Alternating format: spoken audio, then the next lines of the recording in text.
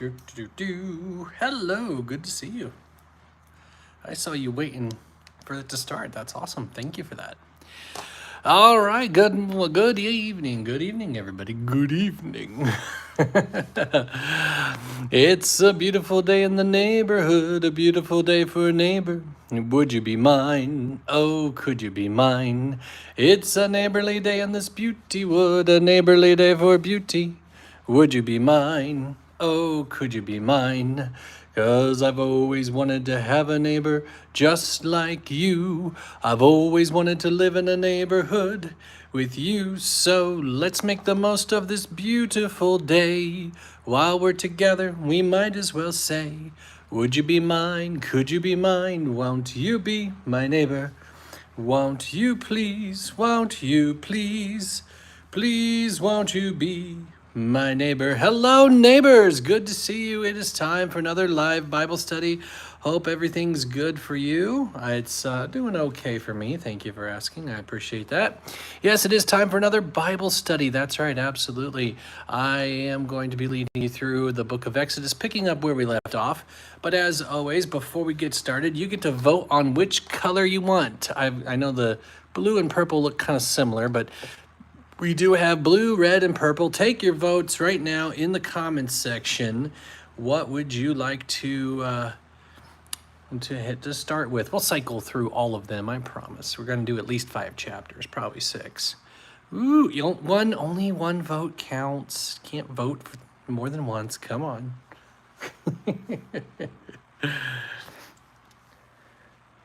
Well, everyone on your platform is saying blue, but I'm getting a lot of purples on other platforms.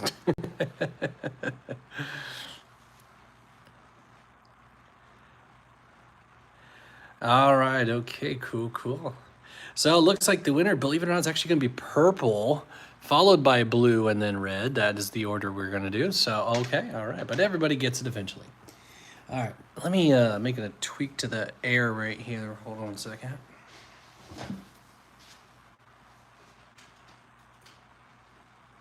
There we go. Just getting a bit chilled and the air's still blowing.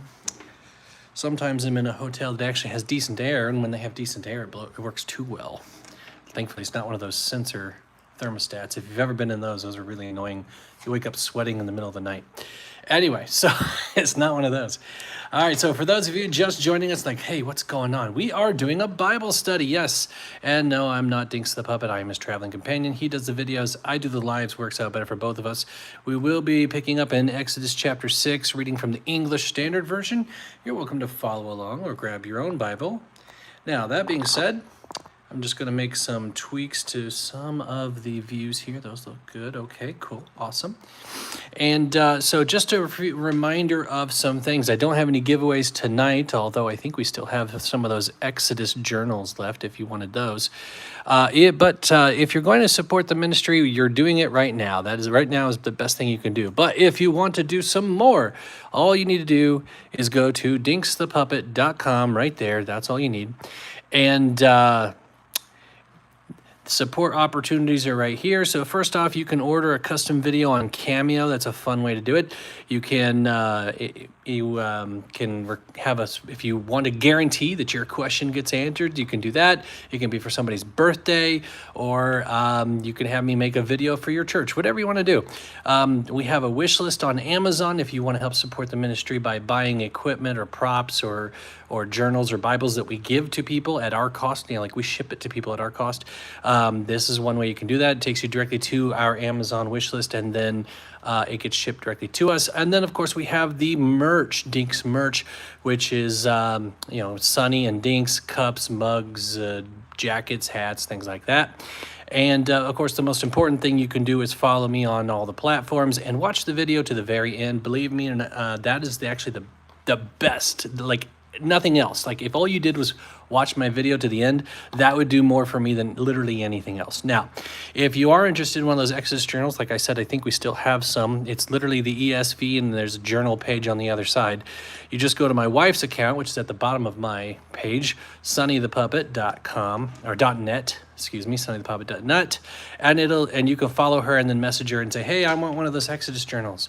and she'll send it to you at our cost, as long as you live within the United States. That is important. I'm sorry, because otherwise it's just too expensive to ship overseas. I apologize if you're overseas. Now, that being said, everything else I do is completely free. I do have subscriptions on most of the platforms, but that's just if you want to sponsor what I do. I don't really advertise it, and I really stopped making special content for it, because it's just, I'd rather the gospel be free in my mind. So you can give if you want. If not, that's okay. So that being said, let's do a refresher on the book of Exodus. So Exodus is written by Moses. It's accredited to him, and we have no reason to doubt that. There's really no other contestations other than people who just don't want it to be true. And Jesus believed that Moses wrote it, so I'm not going to doubt Jesus. So that being said, this is the primary document of the Old Testament. This is the document on which everything is built on. Literally, even Genesis is built on Exodus, because Genesis was also written by Moses, with probably a lot of help from God, But Genesis is the prequel to Exodus. It's the explanation of how we got here. There's another pair of books like that in the New Testament, where one is a prequel to the other. What are those two books? Let's see if you put it in the comments. What is prequel to the other that are written by the same author in the New Testament? Who gets that? Let's see. How long does Cameo take? I have 3 days to record it, so it's a short turnaround. Unless you do the 24-hour, and then I have to do it in 24 hours, but that costs extra. Not Acts and John, Acts and Luke. Good. You were close, though. So Acts and Luke were both written by Luke. If scholars who study them literally refer to them as one book, Luke Acts. Like if you see Luke-Acts, you can see that's a Bible scholar. And so basically, Luke is explaining Paul to a guy named Theophilus. That's why both of them are addressed to a guy named Theophilus. And so very similarly here, Genesis explains Exodus. How did we get here? And then everything that happens to the nation of Israel is based on what God did for them, pulling them out of Egypt. He'll reference Egypt all throughout their entire history, up even after the exile.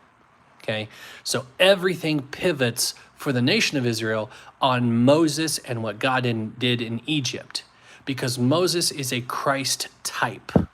Okay, now the word Christ is just the Greek word or Greek equivalent for the Hebrew word Messiah. Does anybody know what Messiah means? There's a couple different answers I can take. Both will be correct, but do you know what Messiah means? Glad you're here.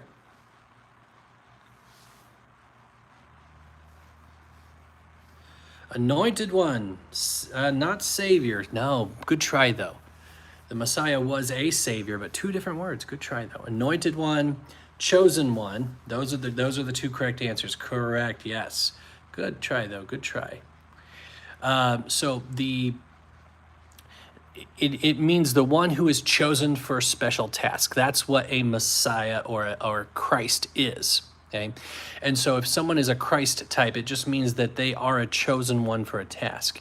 Now, he does reflect Christ physically in the way that Christ works spiritually. So physically, Moses was chosen or sent to go free people in captivity physically, just as Christ has freed us spiritually, which is a much more important and longer lasting endeavor. Okay, and so Moses is what we call a Christ type, or a foreshadow of what is to come. And so that's the interesting thing is that Moses is the guy in Jewish history. Even today, Orthodox Jews, Moses is the guy. Okay, and so if you reject the Messiah, the person who is spoken of the best of in Scripture is Moses, because he is called a friend of God. He spoke to God face to face like a friend, as it says in Scripture. And so that's not said of anyone else. The only person who can be more intimate with God is someone who is God's family, like God's son or God himself. Okay, and so that's why Jesus is superior to Moses. He's the greater Moses. He's the greater deliverer. He's the greater Messiah. He's the Messiah of all other Messiahs. He's the anointed one over all other anointed ones. This is it's a similar reason why Jesus has the title the Son of Man. People are like, why does he call himself the Son of Man? What does that mean? Well, it is a reference to Daniel. He is claiming to be the godlike figure that Daniel saw in his vision. But more than that, he's saying he's more than a Son of Man. He is the Son of Man. He's the man. He's the man above men, not just a man, the man. Okay, not just a God, the God, not just a king, the king. Okay, you put that "the" in there, and he is the preeminent, and that's the whole point. So Moses is going to reflect Jesus in certain actions that God allows him to do, and I'm going to point out a lot of that Christology, but there's also a lot of important things going on culturally, and I'm going to try to hit as much of that as I can. So that being said, I think I saved a document. Let me see if I've got it here. Let's see here, Tim folders. Did I save it? I did. 10 plagues. There it is. Cool. So we're going to go through this as we go through it, but this is you're going to find really fascinating. So this is a chart that shows the different 10 plagues of Egypt and which Egyptian gods it specifically challenges, showing that the God of Abraham, Isaac, and Jacob is superior to all the gods of Egypt.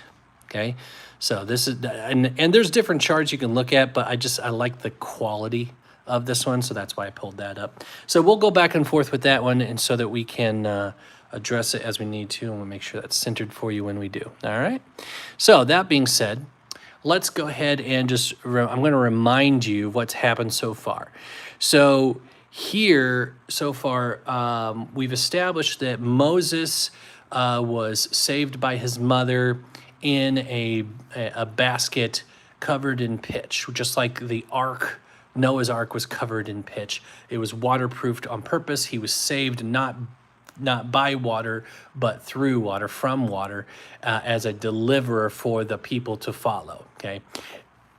And so that you see that consistent shadow type as well. So Noah saved through water to preserve people. Moses saved through water to preserve people. And as Jesus said, born of water, that refers to physical birth. He comes into the world through water to bring deliverance for people, okay? So it's all reflections. There's a lot. I mean, like I could literally spend days just talking about all the different things all the different symbolisms that we could pull out, but I'm going to just show you the most prominent ones. But anyway, so he was set aside for this, raised by his own mother, but his life was spared when all the other babies were being killed. Again, that's a pre-reflection of what Jesus would go through with King Herod, except that Jesus was saved by going to Egypt as opposed to escaping from. But then he goes and he lives in the land of Midian, becomes a shepherd, and gets a wife, gets some kids, and then he sees the burning bush. Burning bush is God, says, hey, I want you to go free my people. I've seen the slavery, and guess what? We're done with that. You're going to pull them out. And then he sends them, he says, I want you to go to the Israelites, and he's like, I don't want to. And so he's like, okay, take your brother will speak for you. And that's where we're at right now, okay? So, but the I am. Okay, so let's start with the capital L-O-R-D. Anytime you see the capital Lord, what does that replace? What does the capital Lord replace?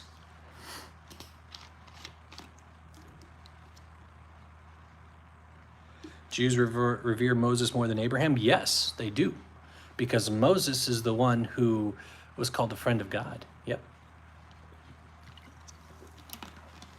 Yes, correct. Yahweh, I am that I am, YHWH, all of those are correct answers, yes. So it's known as the Tetragrammaton. And if you're going to put vowels in it, even though Hebrew has no vowels, they still pronounced vowels. We are using educated guesswork to figure out what those sounds are. The scholars do. Yahweh is probably as close as we get. But anytime you see the capital Lord or capital God on some occasions, If it's preceded by the actual word Lord, which is Adonai, it'll capitalize God because they're not going to put Lord, Lord. Although that is what Jesus is referring to when he says, Lord, Lord, did we not prophesy in your name? He's literally claiming to be God, and he knows that people will call on him as God. That's a little thing for you. Sorry, I'm getting way into the weeds there. Please, I apologize for my rabbit trails. But capital God or capital Lord is a replacement for Yahweh, which is I am that I am. That's the name that God gave Moses at the burning bush. Very cool, right? We just got started. You didn't miss much. But the I am said to Moses, now you shall see what I will do to Pharaoh. For with a strong hand, he's still talking to Moses at the burning bush here. For with a strong hand he will send them out, and with a strong hand he will drive them out of his land. So God is saying, I am going to give you the abilities to do miracles, but these miracles are going to be a judgment for Egypt. And Pharaoh's going to have a hardened heart, and he's going to be stubborn, and he's not going to let you go. I'm going to have to do these for it to happen. And so you're going to do these things. That's the idea here. God spoke to Moses and said to him, I am the I am. I appeared to Abraham, to Isaac, and to Jacob as God Almighty. But my name, the I am, I did not make myself known to them. So he's saying, I didn't reveal all of myself. I didn't reveal this particular aspect of who I am to Abraham, Isaac, and Jacob. So that tells us Abraham, Isaac, and Jacob had a limited understanding of this God that called them. They trusted him, they had faith in him, but they didn't fully understand him because God didn't reveal everything, which means we can understand that God is revealing more and more of himself until you get to the climax of his revelation. And what is the climax of his revelation? What is the most revealed thing of God that we would know about? How did God best reveal himself to all the world? Should be an easy answer, right?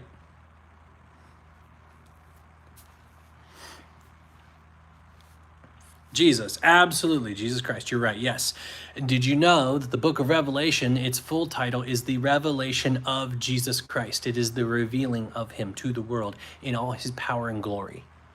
Jesus is God himself. He is the full revelation, walking, talking with man, okay? So it is gradual to get to the Messiah who is the revealing, who is God himself, okay? I also established my covenant with them to give them the land of Canaan and the land in which they lived as sojourners, okay? So what's interesting here is he says, I established my covenant with them. He didn't say, I made a covenant with them. No, I established my covenant. Like, this goes all the way back to Abraham, where God told him to split two animals in half. And then he put Abraham to sleep. And God, in the form of a burning torch, went through the parted animals by himself. So normally, if you were making a covenant, which is like a very serious promise, a promise upon pain of death is the idea. Normally, two people would do this, and so the two of them would say, if we break this agreement, may death happen to whichever one of us breaks it. But Abraham didn't go through it. God went through it by himself, which means God is going to hold himself accountable, which means there's also no criteria required from the other party. There's no criteria required from Abraham, Isaac, or Jacob, or all of the people of Israel for God to keep his covenant, which is why I think it's silly when people say that Israel is cut off permanently. No. Are they cut off? Yes, but God has always brought them back. He's not done with them because he made a covenant and God does not break his promises. I trust God more than anyone else. If he says he's going to make them a nation that where Jesus is their king, yeah, that's biblical, then he's going to do that. It's just not so yet, okay?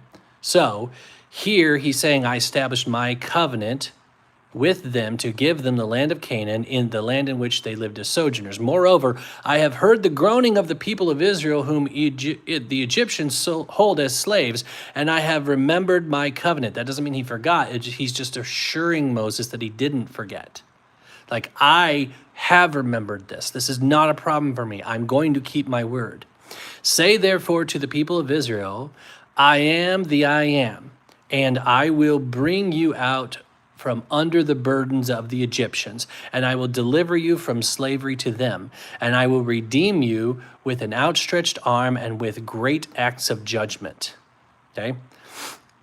I will take you to be my people, and I will be your God, and you shall know that I am the I am, your God, who has brought you out from under the burdens of the Egyptians. Notice he's not making any criteria for them to follow. He's saying, you will be my people, and I will be your God. It's just a blunt statement. This will be so. This sounds very similar to another book, which happens later, a book named after a woman. There are only 2 books in the Bible named after women. But if you listen to this, there's a woman who says something to another woman that sounds similar to what God is saying to them. I am the Lord your God. So he's saying, I will take you to be my people, and I will be your God, and you shall know that I am the Lord your God. I don't want to give too much away. I want to see if you guys know what I'm talking to. Yes, okay. TikTok was very quick on that. Not Esther, the other one. Who is it that says it? Ruth says it. Okay, Ruth, good. Says it to who? Yes, TikTok, I know you got it. You're so quick. I'm going to get the other ones a chance. Who does the Ruth say it to? Ruth says it to Naomi. Very good, yes. So she says, I will go with you, and your people will be my people, and your God will be my God. Okay? The speaking of it, okay, the words being used here is a firm commitment. That's why it sounds similar. Like, I will be of you, you will be of me. It is a total commitment. I'm throwing myself to you. That's the idea. This is a total abandonment to the cause. That's why it sounds similar. Okay. I will bring you to the land of the Egyptians that I swore to Abraham, to Isaac, to Jacob. I will give it to you as a possession. Okay. Let's see here. Did I do that right? Yeah. Who has brought you out under the burden of the Egyptians? Yep. I am the I am. Moses spoke thus to the people of Israel, but they did not listen to Moses because of their broken spirit and harsh slavery. So the issue going on here is that the people of Israel are going to be very skeptical because all they've known for a couple generations. This has been 300 years since Joseph. About 300 to 400 years, about 150 to 200 years since Joseph. 300 to 400 years they lived in the land. So about half the time that their entire family has grown into a nation, half of it was in slavery.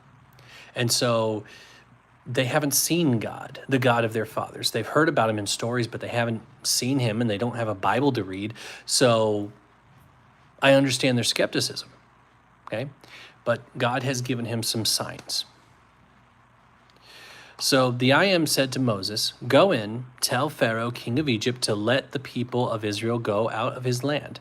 But Moses said to the I am, behold, the people of Israel have not listened to me. How then shall Pharaoh listen to me? For I am of uncircumcised lips. And here is another clue. We talked a little bit before about this weird passage where Moses has to circumcise his son, okay? And so God appears and supposedly tries to kill him. Now, if God wanted him dead, he would have just fallen down dead. But the idea was showing Moses how serious the covenant was, and the circumcision is the symbol of the covenant. So Moses circumcised his son, and then his wife Moses' wife circumcises his son, takes the foreskin and touches it to what the Bible says is his leg, but most scholars believe that is a Jewish euphemism for his penis. So he touches the foreskin to Moses' penis. So Moses didn't have to necessarily get the circumcision to be a part of the covenant. Her doing that act, while it sounds really gross and it's really creepy, it is a symbolism of him receiving, yes, I understand this, from now on I get it, okay? But he's saying, I am a man, for I am of uncircumcised lips. He acknowledges that he is uncircumcised. Now, you could say this is completely metaphorical, as of like, I am of the Egyptian court, but he grew up knowing his heritage. So I don't think that's the case. I think it's literally that he is uncircumcised, but that's debatable. But the I Am spoke to Moses and Aaron and gave them a charge about the people of Israel and about King of Egypt, Pharaoh, king of Egypt, to bring the people of Israel out of the land of Egypt. Okay, so this is setting up the confrontation where Aaron and Moses are going to go before Pharaoh, and then you're going to have all the miracles that you remember that have all been throughout the stories that you've seen in movies and cartoons and everything else. But then we get interrupted by this genealogy. So we're going to come to this in a second. But any questions on what we talked about up here, which I know was quite a lot, but I had to catch up a lot of people too.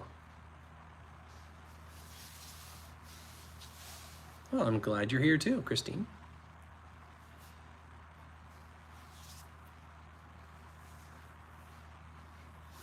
So I'll just give you guys a second, see if there's any questions in particular. Well, I'm glad you're good. Oh, thank you for that. That's a cute little eagle. It's okay, you're here, that's what matters. We're in Exodus, actually. All right, so let's go ahead and move on to this genealogy. Now, first off, the fun way to get through genealogies, you can skip them, honestly. It's really cool when you do some name studies and find out who is related to who. You can find out some fascinating things, but it's not going to really do anything for you, okay? So I don't want you to feel guilty about skipping over genealogies. It really is okay. However, if you want, or if you're adamant that you want to say, I've read every book, every word in every book of the Bible, cool, great. I've done it multiple times. Here's the best way to do it. Have fun with the names. Like literally have fun with these names and okay, look, just think of these as baby names. That's what we're going to do right here, okay? Here we go. These are the heads of their fathers' houses. The sons of Reuben, the firstborn of Israel, Hanak, Palu, Hezron, and Carmi. These are the clans of Reuben. The sons of Simeon, Jemuel, Jamin, Ohad, Jachin, or that would be Yachin. There's a lot of phlegm in Hebrew, by the way. Zohar and Shaul, the son of a Canaanite woman. Ugh.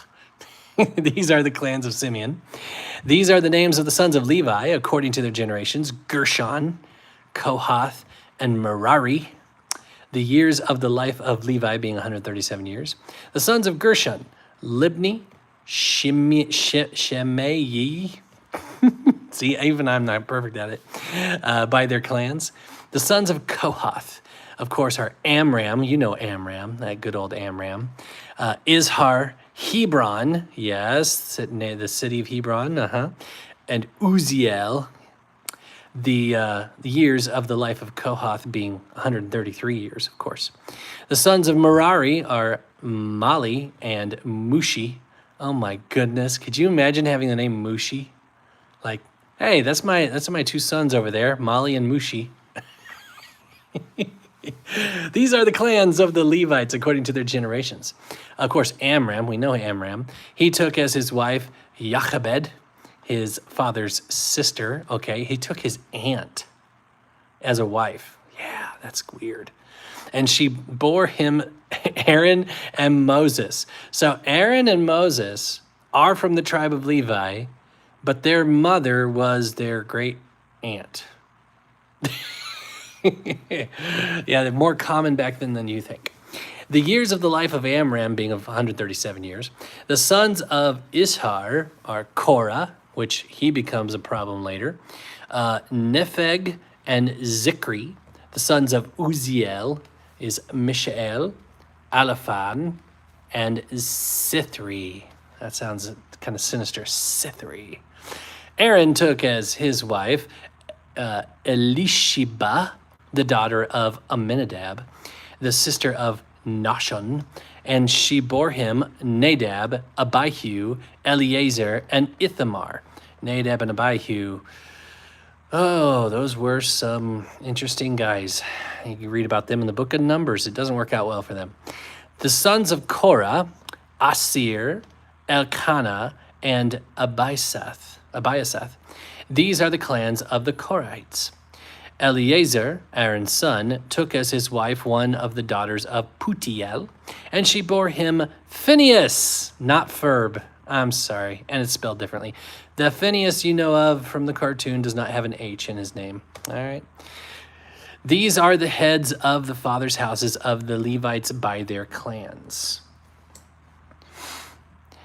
These are the Aaron and Moses to whom the I am said, bring out the people of Israel from the land of Egypt by their host. It was they who spoke to Pharaoh, king of Egypt, about bringing out the people of Israel from Egypt. This Moses and this Aaron. On this day when the I am spoke to Moses in the land of Egypt, the I am said to Moses, I am the I am, tell Pharaoh, king of Egypt, all that I say to you. But Moses said to the I am, behold, I am of uncircumcised lips.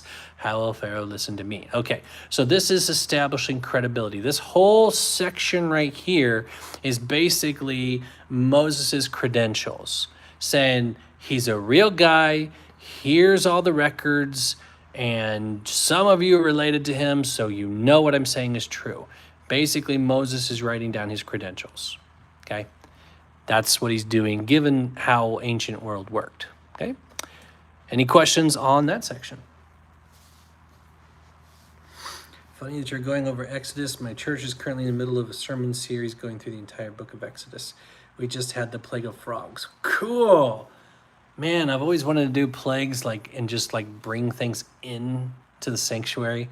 Maybe bring some toy frogs and just have the teenagers just start randomly throwing them at the other people in the sanctuary. That'd be fun.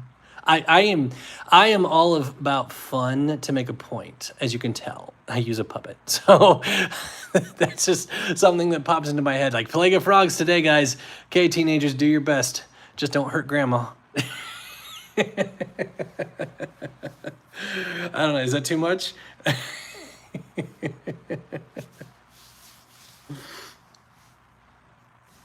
Yeah. So, Alyssa, we talked about that earlier, but I'll remind people. So anytime you see a capital Lord like this, capital Lord, it's a replacement for the name Yahweh. They're identifying where his name is, Yahweh, which means I am that I am. But they do this because the Jews, when they would read scripture aloud, instead of saying his name, they would say Adonai, which literally means Lord. And so the translators are showing the same respect and to not overuse his name. But I am saying I am so that you can see how prevalent his name is all throughout Scripture.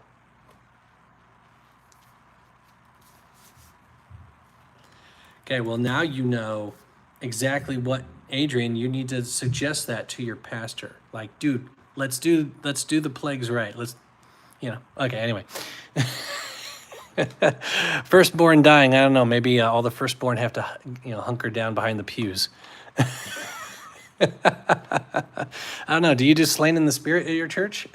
Sorry, that's just terrible, I know. Sorry, I guess I'm in a good mood tonight. All right. On to chapter 7.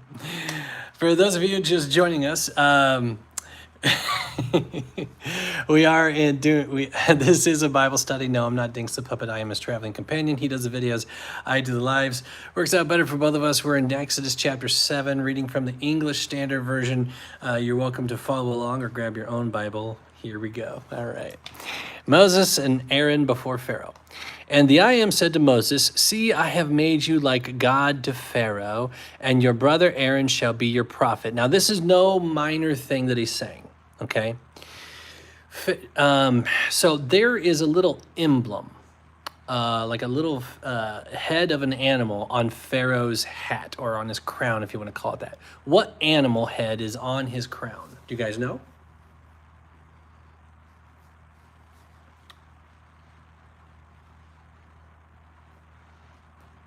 A snake, a viper, yes, correct.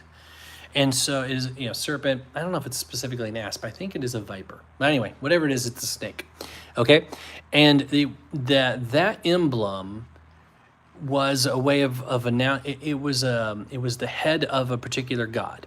And so when Pharaoh put that crown on, he was declaring to everybody that he represented his deity, that he was the representative of their God, that one particular God, to the nation of Egypt. And so when he's saying, I've made you like God to Pharaoh, what he's saying is you are the real representative of a deity, unlike Pharaoh. You are the real Pharaoh here because you are the real representative of a real God. And your brother Aaron shall be your prophet. So he's going to do the speaking of what you want him to say. Okay? You shall speak all that I command you, and your brother Aaron shall tell Pharaoh to let the people of Israel go out of his land. But I will harden Pharaoh's heart. Yes, God will harden Pharaoh's heart. We'll come back to that. And though I multiply my signs and wonders in the land of Egypt, Pharaoh will not listen to you. Then I will lay my hand on Egypt and bring my hosts, my people, the children of Israel, out of the land of Egypt by great acts of judgment. The Egyptians shall know that I am the I am when I stretch out my hand against Egypt and bring out the people of Israel from among them. Moses and Aaron did so. They did just as the I am commanded them. Now Moses was 80 years old and Aaron 83 years old when they spoke to Pharaoh. Okay, so let's come back to this. Yes, God does say he will harden Pharaoh's heart. Now there are some other times where Pharaoh hardens his own heart, but God starts the process. The question is why? Isn't that unfair?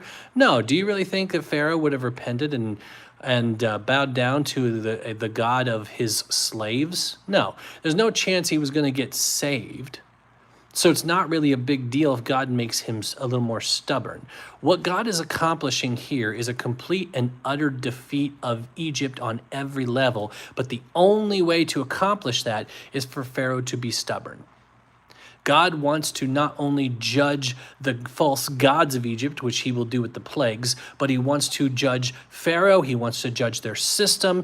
He wants to judge completely everything, trash it, turn it all to dust. But the only way to do that is by Pharaoh having a stubbornness. So does God tweak Pharaoh's heart to make him a little more stubborn? Yes, he does. And in his sovereignty, he is fully welcome to do that. Okay, so Pharaoh's not missing out on salvation or anything here. It's not unfair. It's just God does these things because he has full right to do so. Everything belongs to him, including you. Okay, God has full right to do whatever he wants. So let's go ahead and read this other paragraph here. Then the I am said to Moses and Aaron, when Pharaoh says to you, prove yourselves by working a miracle, then you shall say to Aaron, take your staff and cast it down before Pharaoh, that it may become a serpent. So Moses and Aaron went to Pharaoh and did just as the I am commanded. Aaron cast down his staff before Pharaoh and his servants, and it became a serpent. Okay, so this is not the full miracle yet. This is a challenge. This is a challenge to the God of Egypt, to the God that Pharaoh represents, because that particular God was a snake. So that happening is Moses challenging Pharaoh's authority. It is a direct challenge, at least from Pharaoh's perspective. It's really God challenging him, but from his perspective, it's Moses. Then Pharaoh summoned the wise men and the sorcerers, and they, the magicians of Egypt, also did the same by their secret arts. We'll come back to that. For each man cast down his staff, and they became serpents. But Aaron's staff swallowed up their staffs. Still, Pharaoh's heart was hardened, and he would not listen to them as the I am had said. Now, I will say, I both love and detest The Prince of Egypt. Wonderful movie, but not accurate in many, many places. In The Prince of Egypt, what they show is that they're a bunch of charlatans just doing magic tricks, okay, sleight of hand and stuff like that. Smoke and mirrors, very literally. But that's not what the Bible says. It's by their secret arts, okay? This right here, this phrase right here specifically is referring to their demonic power that they believed came from their gods. So does this mean that demons have the power to turn a stick into a snake? It would seem so. And that shouldn't surprise anyone who believes that the Nephilim are a hybrid offspring of angels and women. Okay, now if you don't buy that, then maybe you don't buy this either. That's up to you. But reading it literally, understanding that God is speaking blunt truth to us, I don't see how this could mean anything other than they literally have the ability to do that. Now, demons cannot do anything beyond that which God allows. So that means God allowed them to do it, but they still had that ability, okay? So you're welcome to doubt this, but you're going to have to do some adding to Scripture to say, well, maybe they were just snakes that were trained to be stiff. It doesn't say that, though. This Secret Arts is very specific, okay? All right. Now, it's not a small thing either that it says, but Aaron's staff swallowed up their staffs, plural. We don't know how many. Could have been 2, could have been 17. We don't know. But it doesn't matter. The snake formed by their God, our God, swallowed up the others, which shows Pharaoh, our God is greater than yours, and my authority that I've been given is greater than yours. And that's why it says, still Pharaoh's heart was hardened. Pharaoh knew he lost the confrontation, but he still wouldn't do it. That's the point. He knew he lost there. Okay? So before we go to the next plague, any questions on this? Yes, witchcraft, absolutely.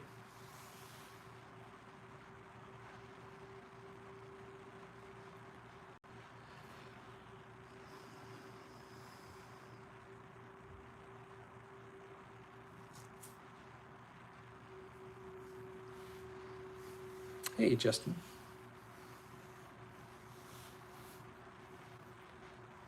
How did the false gods' servants have snakes that come alive?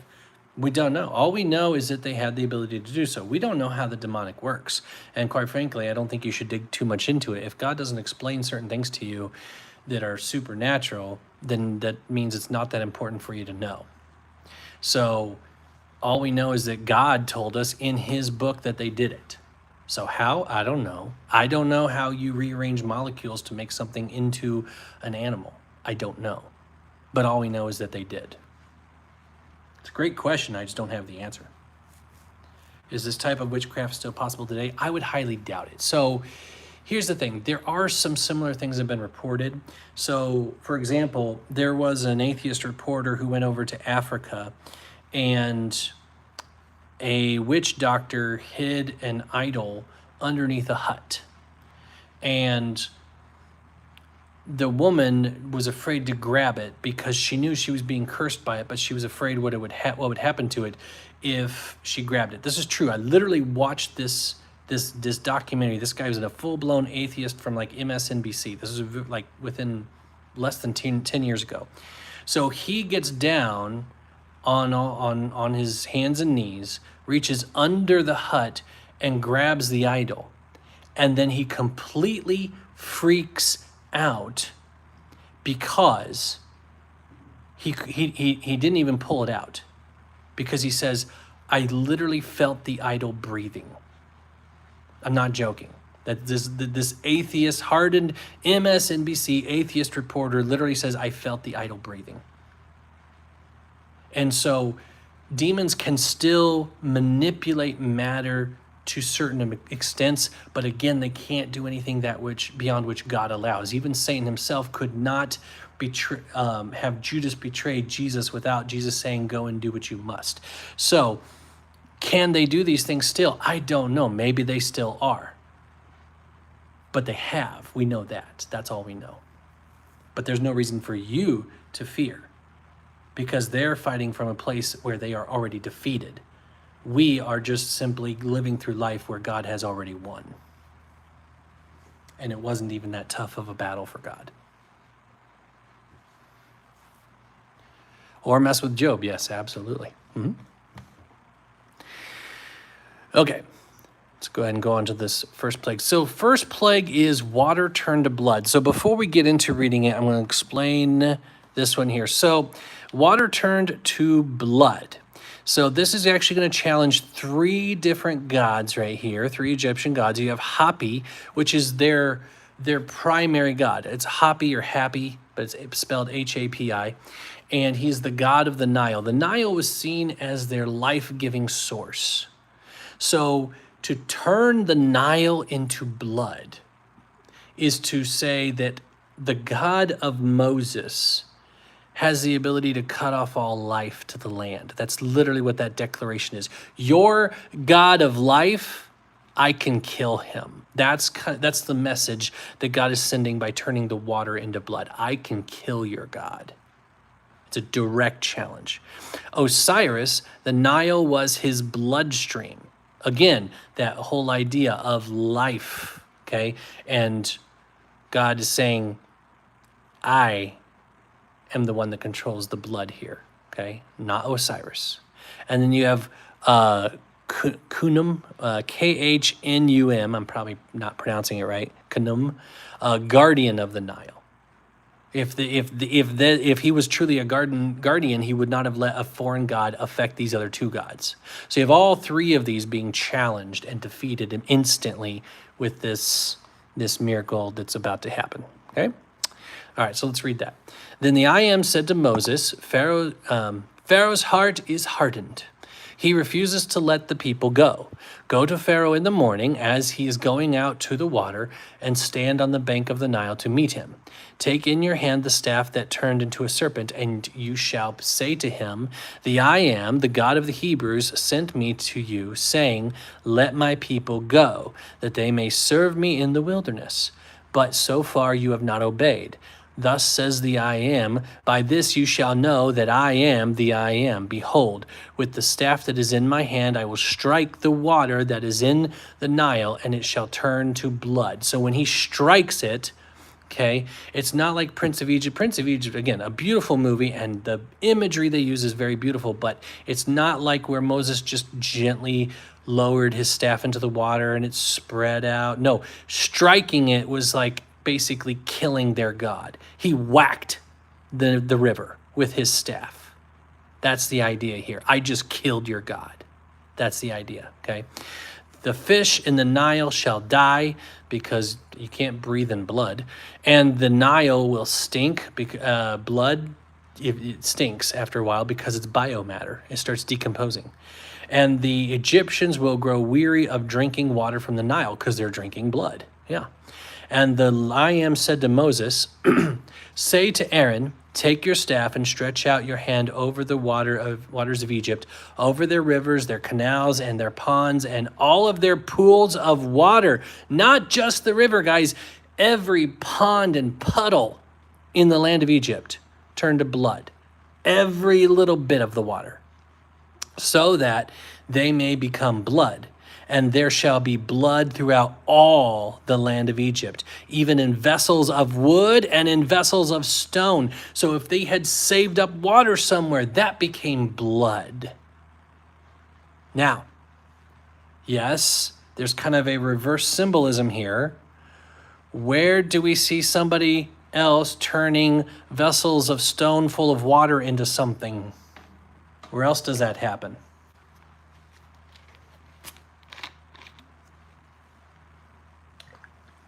That's right. Jesus turning the water into wine. You guys are so smart. I love you guys. You're awesome. Yes. And so Jesus doing that miracle had many, many meanings. There's a lot of different meanings you can get out of him using those washing basins to turn it into wine. Okay. But one of the meanings of the many meanings going on there at that time is to say he's the greater Moses.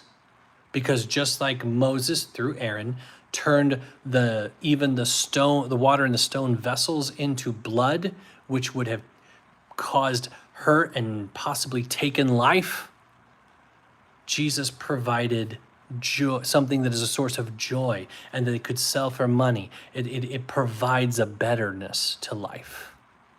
Does that make sense? He's the better Moses. He's the positive Moses. He's the true Redeemer.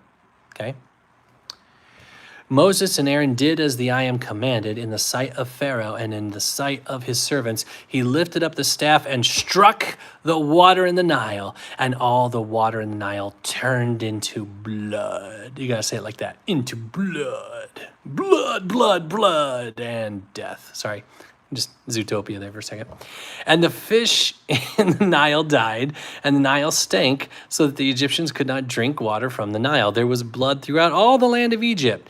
So you can't even wash your clothes because you'd be washing them in blood. So the stink isn't just from the rotting blood vessels.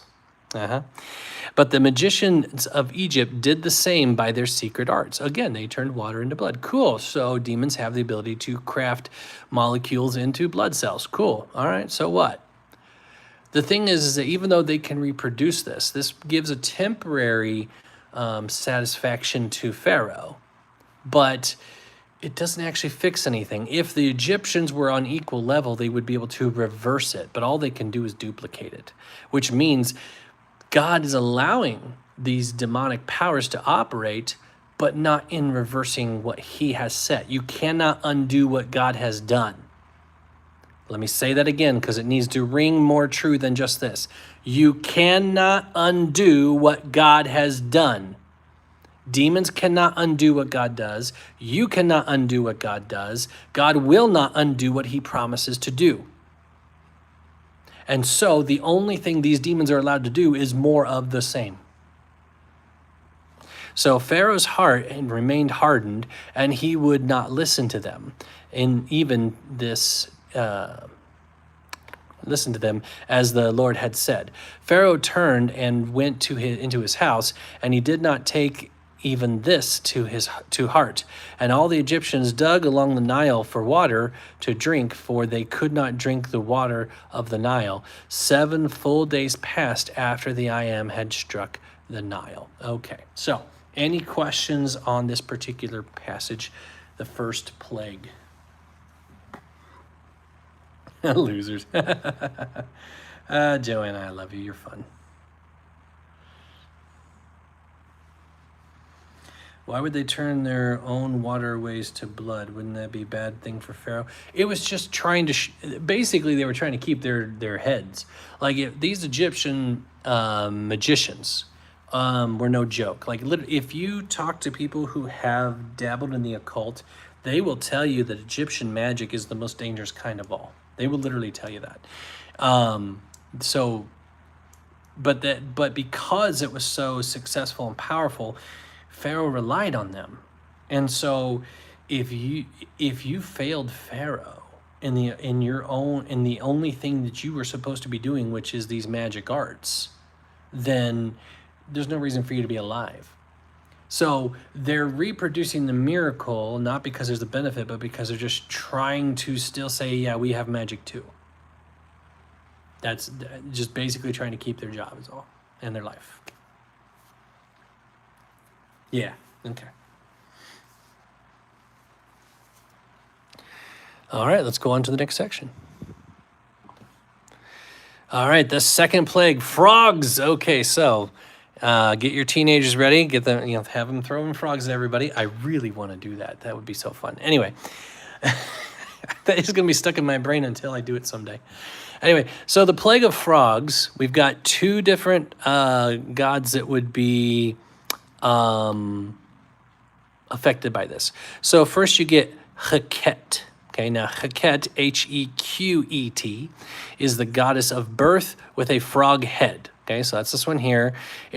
Frogs were known for multiplying, for having a bunch of babies. Okay, so so the goddess of birth is a frog-headed woman. Okay, and then you have Hapi again, who is the god of the Nile, but also a frog goddess of Egypt. So the god of the Nile is a frog goddess. So you have 2 different frog goddesses, one with a frog head and one that is a frog, and but they're both being affected. So Hapi gets hit twice. And I find it no small irony that I'm pronouncing it Hapi and it's a frog. Anyway, but this one gets hit twice. Not only is it a frog god, but it's the god of the Nile. So the Nile turns to blood and the frogs come out of the Nile. Okay, So that's what's going to be happening here. And this one gets kind of gross. All right, here we go. But for those of you just joining us, we are doing a Bible study. I'm not Dinks the Puppet. I am his traveling companion. He does the videos. I do the lives. Works out better for both of us. We're in Exodus chapter 8, reading from the English Standard Version. You're welcome to follow along. Or grab your own Bible. Here we go. The second plague, frogs. Then the I Am said to Moses, "Go into Pharaoh and say to him, 'Thus says the I Am, let my people go that they may serve me. But if you refuse to let them go, behold, I will plague all your country with frogs.'" Now that might not sound terrible, but when they get to describing it, I think you'll understand just how this is a very detestable thing. First off, frogs were seen as very gross, like very unclean. Even, yes, other cultures had this idea of clean and unclean. It was different. They classified their animals differently than what God classified for the Israelites, but that idea already existed, and frogs would have been considered unclean to the Egyptians, okay? "The Nile shall swarm with frogs that shall come into your house and into your bedroom and on your bed and into the houses of your servants and your people and into your ovens and your kneading bowls. The frogs shall come up on you and on your people and on all your servants." So everywhere, even in your bed, there are frogs everywhere. Not just a bunch of frogs hopping out, like literally frogs, like Frogageddon here, okay?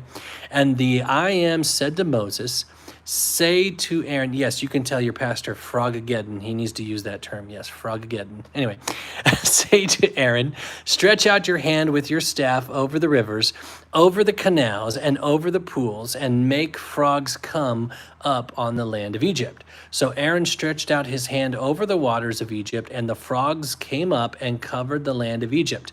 But the magicians did the same by their secret arts and made frogs come up on the land of Egypt. Again, it doesn't accomplish anything other than them just trying to keep their heads. Okay. Now, this is actually a lot easier for demons to do than to turn a little bit of water into blood by crafting some blood cells. All they have to do is nudge some frogs. You know, that's not hard to do, but still they're trying to show they can do it. "Then Pharaoh called Moses and Aaron and said," now, he gets it. He's like, "Okay, hold on, guys. Plead with the I Am to take away the frogs from me and from my people." Now we see a little crack in his stubbornness. "And I will let the people go to sacrifice to the I Am." Moses said to Pharaoh, "Be pleased to command me when I am to plead for you and for your servants and for your people, that the frogs be cut off from you and your house and be left only in the Nile." And he said, "Tomorrow," Moses said, "be it as you say, so that you may know that there is no one like the I Am, our Elohim, God." Okay. "The frogs shall go away from you and your houses and your servants and your people. They shall be left only in the Nile." So Moses and Aaron went out from Pharaoh, and Moses cried to the I Am. Cried doesn't mean like in distress. It just means he called out loud, just a verbal speaking about the frogs as he agreed with Pharaoh. "And the I Am did according to the words of Moses. The frogs died out in the houses, the courtyards, and the fields, and they gathered them together in heaps, and the land stank." So even though God killed the frogs, the plague is still there. It's just they're just not hopping around anymore. Okay. But when Pharaoh saw that there was a respite, he hardened. God didn't have to harden him anymore. He's hardening himself now. He hardened his heart and would not listen to them, as the I Am had said. Okay.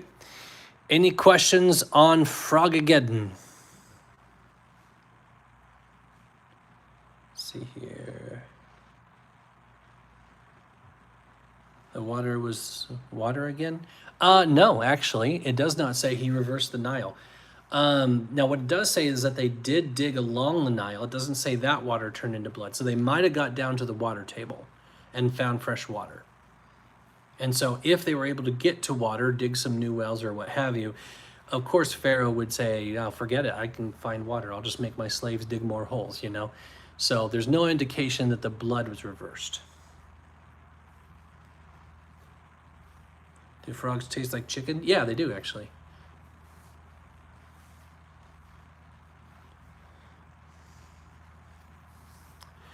All right, Coda Fox. All right, one more time. Okay, so anytime you see these capital Lord right here, it's a replacement for the name Yahweh. It is God's name, which means I am that I am, but they're being respectful in not overusing his name. That's why I say I am there. Let's see here.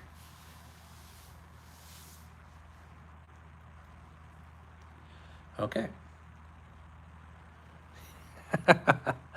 All right, moving on to the Gnats, which we pronounce gnats. The Gnats. Okay, so the Gnats, oh, sorry. Yes, I'm going to say Gnats, even though that's not correct, just because it's fun to say. The Gnats slash mosquitoes. Yes, some scholars believe it could have been mosquitoes, not just gnats. So the gnats that we have in the United States are harmless little tiny bugs. And they're annoying if you see them, but they don't really do anything. But imagine if they're actually referring to mosquitoes. Same word in the Hebrew, guys. So imagine it's a plague of mosquitoes and not gnats. That's a much bigger plague problem then, isn't it? Right? Mm-hmm. Now, this is a challenge to Seb, the god of the desert.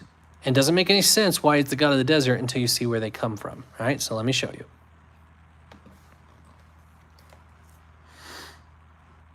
Oh, it says lice. KJV says lice. Yeah, that's not surprising. I just want to make sure. Yeah. So the King James is translated from something called the Textus Receptus. And the Textus Receptus is 1,000 years newer than the sources for the modern day translations. The modern day, we have found manuscripts that are 1,000 years older than what they had when they translated the King James. So that's one part of it, is that the newer translations have a more accurate source because it's 1,000 years older. But on top of that, we also understand Hebrew and Greek a lot better than they did when they translated the King James. So they understood that it referred to a tiny insect. So lice would have been a normal thought in the time and culture of when King James's version was commissioned. That's the word I'm looking for, because lice was a problem in that time and in that place. But we understand through outside documents and corresponding ancient documents that it more likely refers to either gnats or mosquitoes.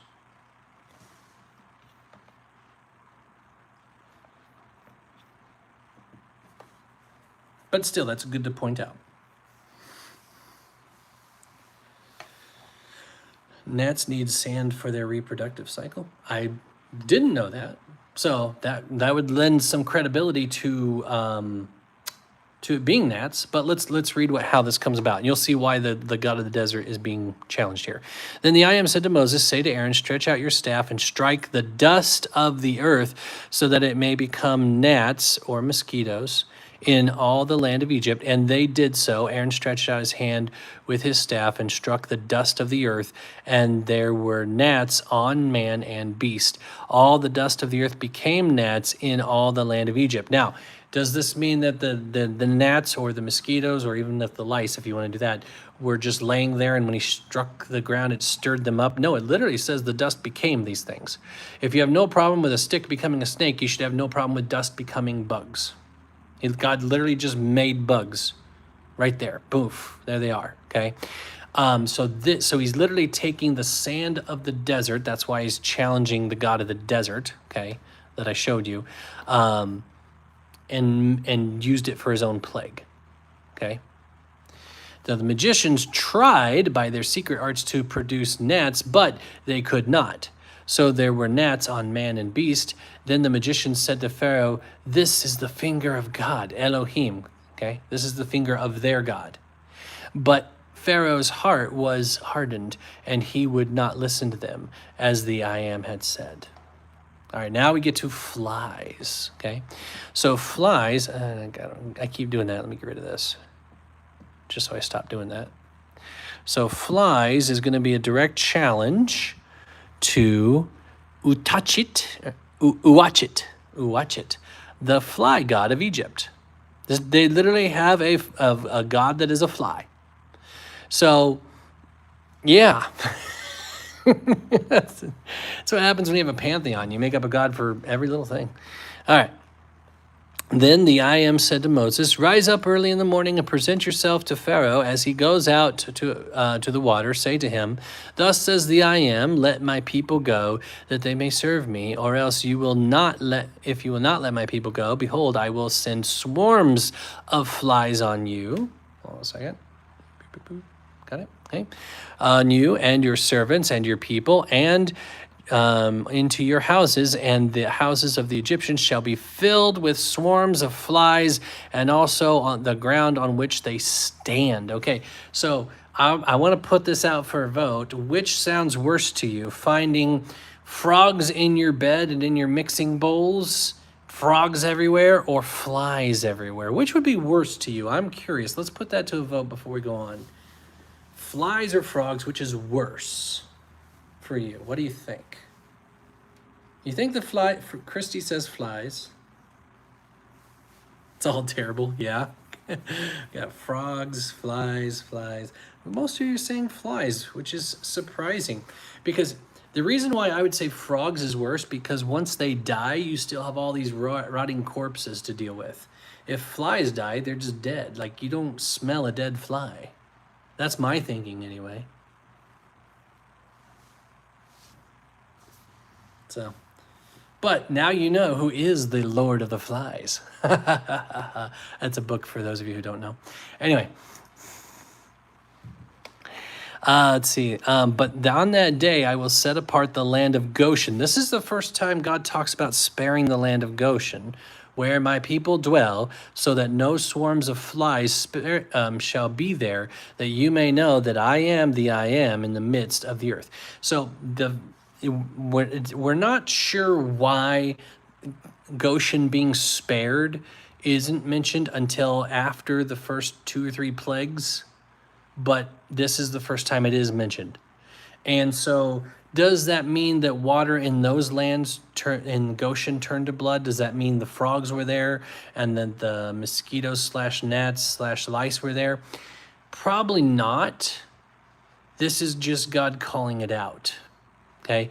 What you have to understand about the Jews, ancient Jews, they were not concerned about the timeline. They were concerned about the poetic rhythm of things.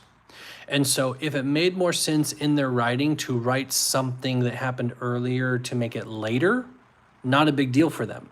That's why the Gospel of John, the events in the Gospel of John are in a different order than what we call the Synoptic Gospels, which is Matthew, Mark, and Luke. You find some things in a different order.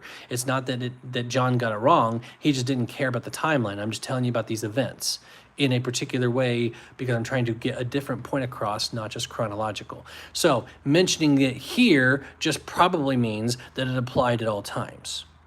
And this also, I know, look, I understand that a lot of my viewers, you guys are pre-trib, you're welcome to be, but I want you to hear at least this one point.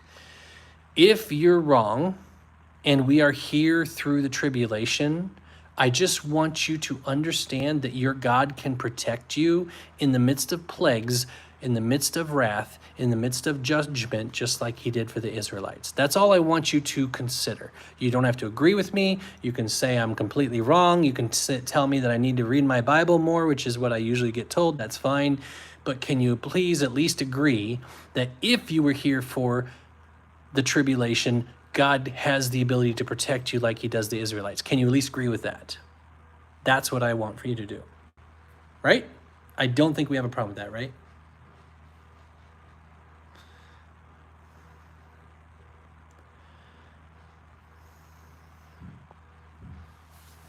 Okay. All right. Moving along. Let's see here. Then, as I Pharaoh's house, and did I read everything on that? I think I did. Oh, maybe not. land of Goshen, where my people dwell, so that no swarms of flies shall be there, that you may know that I am the I am in the midst of the earth. Thus I will put division between my people and your people. Tomorrow this sign shall happen. And the I am did so. There came great swarms of flies into the house of Pharaoh and into his servants' houses throughout all the land of Egypt. The land was ruined by the swarms of flies. All right, cool. Then Pharaoh called Moses and Aaron and said, "Go, sacrifice to your God within the land." I don't know why. Pharaoh always has a British accent. Every time he's played, he always has a British accent, except for Yul Brynner. But anyway, but Moses said, "It would not be right to do so, for the offerings we shall sacrifice to the I am our God are an abomination to the Egyptians. If we sacrifice offerings abominable to the Egyptians before their eyes, will they not stone us?" Yes, stoning was not a new thing. Again, there's a lot of things that God took from the Egyptian culture when establishing the people of Israel. This is not saying that Israel stole ideas from the Egyptians. It's that God was speaking the language they knew. For example, I'm working on a video now that it's a shorter video, but it explains how the tent of Pharaoh was very similar to the tabernacle of God. And that's not saying that God can't come up with his own idea. It's just that God is speaking a language that they would have understood. They knew the tent of Pharaoh. So if God sets up a similar tent, what God is saying is, I'm your Pharaoh. I'm your leader. I'm your ruler. I'm your representative of God because I am God. So again, having this idea of clean and unclean, and God using that, saying, no, here is the real clean, here's the real unclean. And same thing with stoning as a way of execution, no different, just taking their culture and saying, here's the real way to do it. Okay, so we must go 3 days' journey into the wilderness and sacrifice to the I am our God as he tells us. So Pharaoh said, I will let you go to sacrifice to the I am your God in the wilderness. Only you must not go very far away. Plead for me.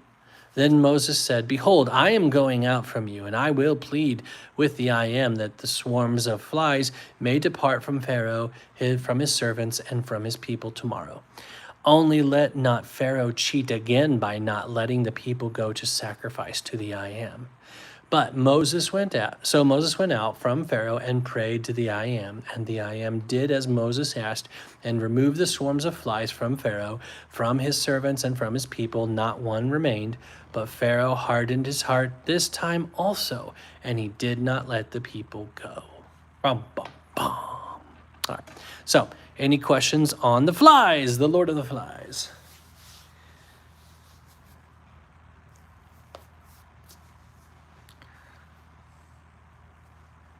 So why do I use a puppet? Because, first off, it's fun. Secondly, it's my art form. And thirdly, that way you don't see my face. I don't need the pride. He takes the blunt of the fame so I don't get prideful. That's the main reason.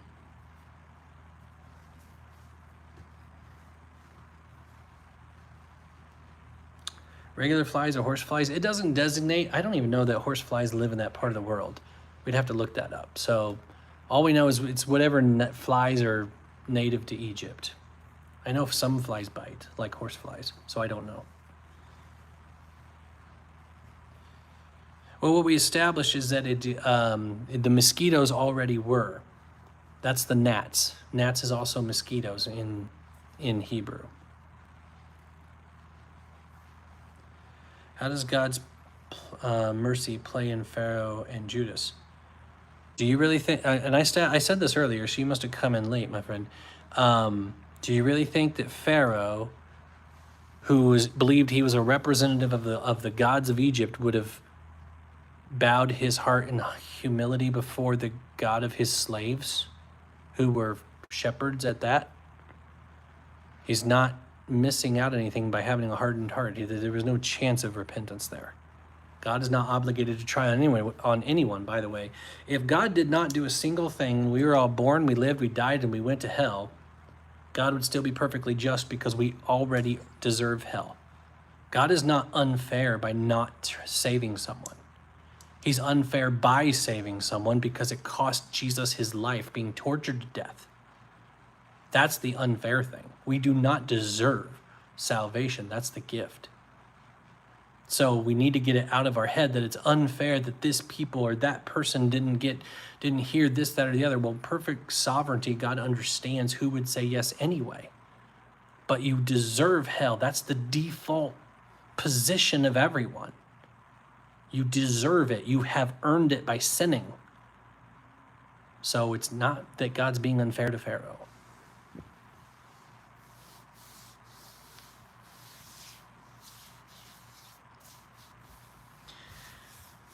What is the best thing to say to someone when they believe in subjective morality? I say, are you certain of that? Because is murder wrong? Why? So if there's a group over there that believes murder is okay, are they allowed to come and murder you and you're not allowed to complain? See, when you challenge them by going outside of what they believe, it all falls apart. Anyway, on to the next one. Here we go. We are Bible studying tonight. All right, here we go. Okay, so now we've got a new chapter. For those of you just following us, just starting, we are doing a Bible study. I'm not Dinks the Puppet. I am his traveling companion. He does the videos. I do the lives. Works out better for both of us. We're in Exodus chapter 9, reading from the English Standard Version. You're welcome to follow along. I'll grab your own Bible. Now we have the 5th plague, 5 of 10 here. Egyptian livestock die. So let's see which god of Egypt that challenges. So the livestock is going to, and we have another 3 that is going to challenge. You've got Hathor, which is the goddess with a cow head, Apis, the bull god, symbol of fertility, and Menivis, M-N-E-V-I-S, Menivis, sacred bull of Heliopolis. So cows and bulls, you've got 3 of them being challenged, 2 guys and a girl, with these livestock dying. If the Egyptian gods were more powerful, they could have stopped it, right? Especially if Pharaoh is imploring God. If Pharaoh is the higher than all of his priests, they should listen to Pharaoh, right? So here we go. Then the I Am said to Moses, "Go into Pharaoh and say to him, thus says the I Am, the God of the Hebrews, let my people go that they may serve me. For if you refuse to let them go and still hold them, behold, the hand of the I Am will fall with a very severe plague upon your livestock that are in the field, the horses, the donkeys, the camels, the herds, and the flocks." So not just bulls, every animal is going to suffer. Now, they're not all dead because there's still going to be other animals around, but he's going to be a very heavy hand on them, okay? But it also says, very interestingly, that are in the field. Okay, this is very specific. So some people ask, well, wait a second, if all the horses died, how did Pharaoh have horses for his army? Because it's in the field. It doesn't say in the land. It doesn't say in the stables. So this would tell us that there are some animals that did survive. Okay? Anyway, let's move on. But the I Am will make a distinction between the livestock of Israel and the livestock of Egypt, so that nothing of all that belongs to the people of Israel shall die. And the I Am set a time, saying, tomorrow the I Am will do this thing in the land. And the next day the I Am did this thing. All the livestock of the Egyptians died, but not one of the livestock of the people of Israel died. And Pharaoh sent, and behold, not one of the livestock of Israel was dead, but the heart of Pharaoh was hardened, and he did not let the people go. All right, on to the next one. Boils. All right, so Boils is going to challenge some other Egyptian gods. So let's see here. Boils, so you've got Sekhmet. And so Sekhmet is the goddess with the power over disease. You have Sunu, which is the pestilence god. He's the one that causes disease. And then you have Isis, the goddess of healing. Now, you've heard of Isis, right? So Sekhmet or Sekhmet, okay, Sunu and Isis, all 3. So the god with power over disease, the god who causes pestilence, and the goddess who heals. All 3 are going to be shown to be completely powerless, right? Here we go. And the I Am said to Moses and Aaron, take handfuls of soot from the kiln, and let Moses throw them in the air in the sight of Pharaoh. It shall become a fine dust over all the land of Egypt, and become boils, breaking out in sores on man and beast throughout all the land of Egypt. So they took soot from the kiln, and stood before Pharaoh, and Moses threw it in the air, and it became boils breaking out in sores on man and beast. And the magicians could not stand before Moses because of the boils. So now it's not even that they can't replicate it, they can't even stand in his presence because they're dealing with this plague. For the boils came upon the magicians and on all the Egyptians. But the I Am hardened the heart of Pharaoh, and he did not listen to them as the I Am had spoken to Moses. So God hardens Pharaoh's heart the first time. Pharaoh does it like 3 more times. God's hardening his heart a little more. This time, got to keep him stubborn because we got to judge all of Egypt. Okay? It's time for judgment. Let's go on to this next one. So now you have the 7th plague of hail. Okay, so hail is going to be challenging 4 gods this time. You have Nut, which is a sky goddess. Osiris, you've heard of Osiris, right? He's the god of crops and fertility. Then you have Set, which is the god of storms, and Seth, which is the protector of crops. So you've got this hail coming from the sky, so Nut could have stopped it, and it's going to crush the crops. So Osiris should have protected it. The god of storms should have stopped the hailstorms from coming, and the protector of crops should have protected the crops, which is Seth. All of them failures. All those gods, useless. Okay? So then the I Am said to Moses, rise up early in the morning and present yourself before Pharaoh and say to him, thus says the I Am, the God of the Hebrews. Let my people go that they may serve me. For this time I will send all my plagues on you yourself and on your servants and your people, so that you may know that there is none like me in all the earth. And when he says none like me, he's not even talking about humans. He's talking about other gods. Like, your gods are nothing compared to me. But by now I could have put out my hand and struck you and your people with pestilence, and you would have been cut off from the earth. But for this purpose I have raised you up, to show you my power, so that my name may be proclaimed in all the earth. Why did God make Pharaoh stubborn? Because he wanted us to read this story today. Because he wanted you to be on this live and to hear me teach you this passage. God wants you to know that he is the God of all gods and none stand before him.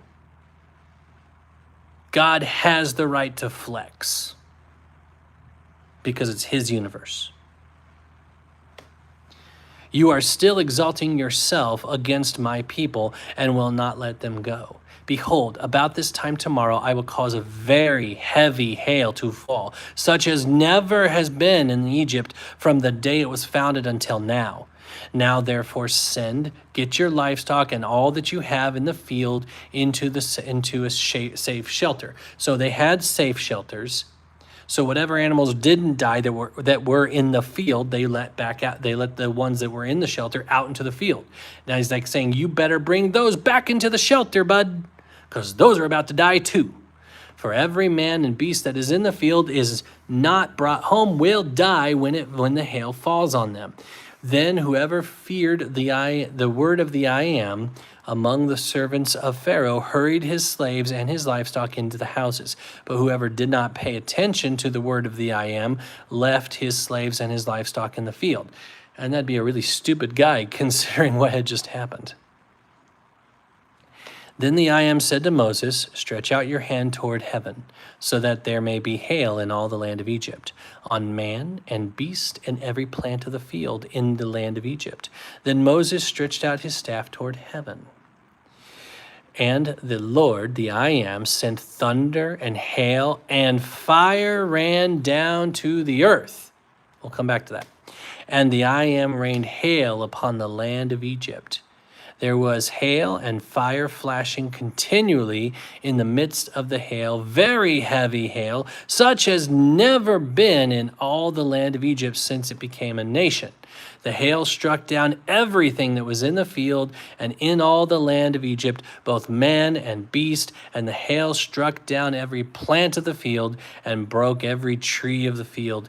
And only in the land of Egypt, or in the land of Goshen, where the people of Israel were, there was no hail. How about that? Protecting his people. Now, when it says there was fire, it does not mean lightning. This is not a hailstorm, guys. Okay? This is supernatural, 100% and complete.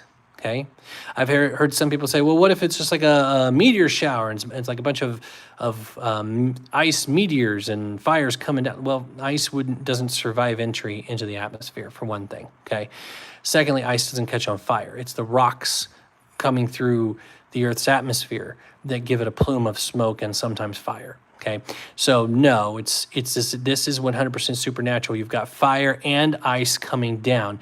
You have literally two things that should not be operating together to say, I am the God of power. Do you understand this, Pharaoh? That's the idea here. Okay. Then Pharaoh sent and called Moses and Aaron and said to them, this time I have sinned. The I am is in the right, and I and my people are in the wrong. Plead with the I am, for there has been enough of God's thunder and hail. I will let you go, and you shall stay no longer. Moses said to him, as soon as I have gone out of the city, I will stretch out my hands to the I am. The thunder will cease, and there will be no more hail, so that you may know that the earth is the I am's. But as for you and your servants, I know that you do not fear the I am, Elohim, God. The flax and the barley were struck down, for the barley was in the ear and the flax was in the bud.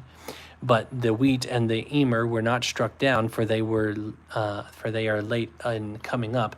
This is exposition. When you see these parentheses, the translators believe that Moses is explaining something to you. So he's saying there were still crops available. What's it saying? He's saying not all the crops were destroyed, just the ones that had budded. So what he's saying is Pharaoh is playing a game and Moses knew it. He knew that Pharaoh was going to depend on these other flocks or other crops that weren't fully destroyed. That's what he's saying. Pharaoh had a backup plan. He's like, go, please talk to your God. I'm sorry for the crop thing. But in the back of his mind, he's like, I've got other crops. Let's stop this, and then I still have my other crops that I can depend on. That's what Moses is explaining here. So Moses went out of the city from Pharaoh and stretched out his hand to the I am, and the thunder and the hail ceased, and the rain no longer poured on the earth.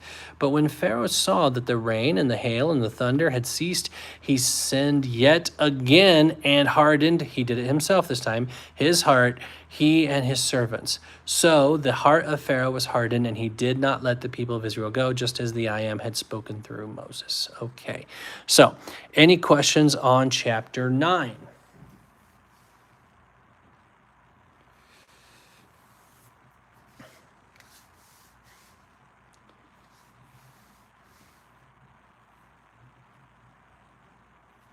So, Natalie, I did explain that earlier about God hardening heart versus Pharaoh hardening his heart. God did make him a little stubborn at sometimes, and sometimes Pharaoh did it himself. And I think the implication is that it's one and the same. God's sovereignty is not something we can fully comprehend, because he still does hold us accountable for our decisions, but yet he can affect them. But also keep in mind, it doesn't really matter. There was no chance that Pharaoh was going to bow down and repent and worship the God of his slaves. So it's not like he missed out on anything. It's not like God's being unfair to someone. He's using an agent of the devil to bring about freedom for his people. So who cares, Did the Egyptians not tire of Pharaoh? Well, he's a representative of the gods, and even in their state, he still had full command over his soldiers. So if he wanted to rebel, he would have just said death, and some soldier would behead you. So there was still a very real power structure for Pharaoh, even though the land is being judged.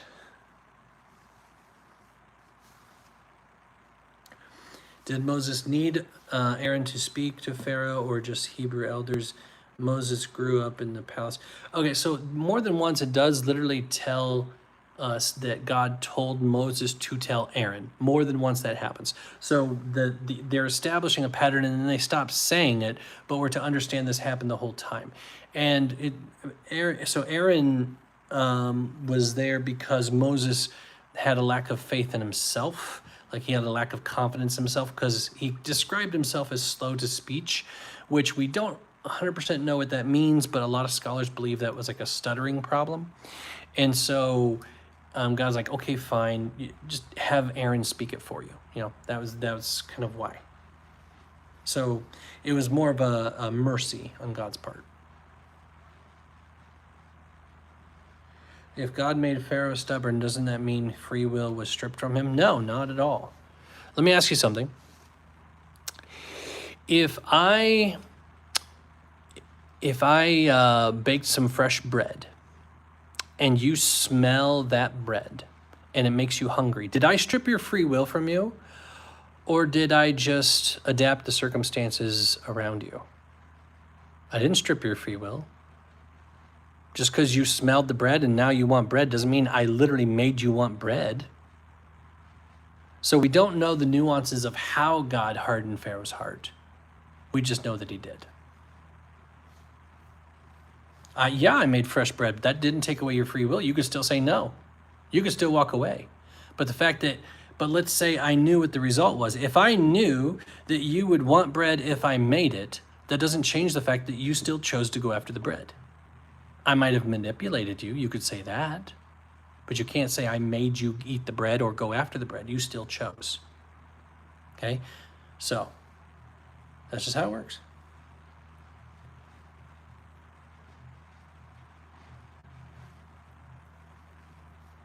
All right, let's move on to the next chapter. 8th plague, locusts. Locusts are very prominent in the Bible, which is also the same word for grasshoppers, by the way. So the locust is going to be, so we've got Nut again, the sky god. And then you have Osiris again, the god of the crops, because the locusts are going to eat the crops. And then Seth again, the protector of the crops. So these three get hit. The only one not being hit in this round that was hit in the last round is Set, the god of storms, because there's no storms involved with the locusts here. Okay, but all these gods of Egypt are being challenged by our God. Here we go. Hold on a second. Let me do something here. I need to make an adjustment to a setting. Hold on one second here. I always forget to do this. There we go. Okay. All right. Then the I am said to, for those of you just joining us, we are doing a Bible study. I'm not Dinks the Puppet. I'm his traveling companion. He does the videos. I do the lives. Works out better for both of us. We're in Exodus chapter 10, reading from the English Standard Version. You're welcome to follow along or grab your own Bible. Here we go. All right.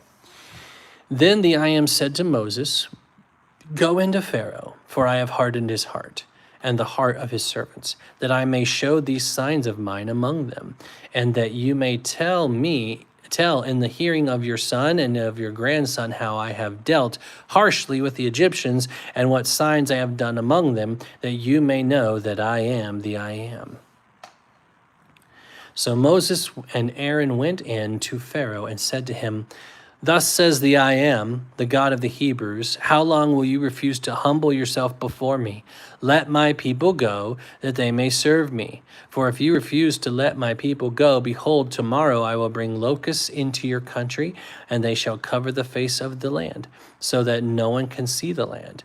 And they shall eat what is left to you after the hail, that they shall eat every tree of yours that grows in the field, and they shall fill your houses and your houses of all your servants and all the Egyptians, as neither your fathers nor your grandfathers have seen, from the day they came on earth to this day." Then he turned and went out from Pharaoh. He didn't even wait for an answer. It's like, yeah, this is going to happen because you already saying no. We already know you're going to say no. Then Pharaoh's servants said to him, "How long shall this man be a snare to us? Let the men go, that they may serve the I am their God. Do you not yet understand that Egypt is ruined?" So Moses and Aaron were brought back to Pharaoh. Okay, so there's literally a drop the mic moment, okay, to use our cultural parlance here, that Moses like, mic drop, you're not even going to bother doing this. And he walks out. And so like Pharaoh's servants like, "No, bring him back in. Come on, we need this to stop." And he said to them, "Go, serve the I am your God. But which ones are to go?" Moses said, "We will go with our young and our old. We will go with our sons and daughters and with our flocks and herds, for we must hold a feast to the I am." But he said to them, "The I am be with you, if ever I let you and your little ones go. Look, you have some evil purpose in mind." It's like, you don't need the kids to go. This is an adult thing. You want to sacrifice to your God? That's an adult thing. Let the kids stay here, you know? He's trying to keep them tethered. No, go, the men among you, and serve the I am, for that is what you are asking. And they were driven out from Pharaoh's presence. So he's given a little. He's saying, if you want to go, just the men can go. That's it. Okay? Then the I am said to Moses, stretch out your hand over the land of Egypt for the locusts, and so that they may come upon the land of Egypt and eat every plant in the land, all that the hail has left. So Moses stretched out his hand over the land of Egypt, and the I am brought an east wind upon the land all that day and all that night. When it was morning, the east wind had brought the locusts. Now, what is east of Egypt? Anybody know? What is east of Egypt? See how much geography you know here.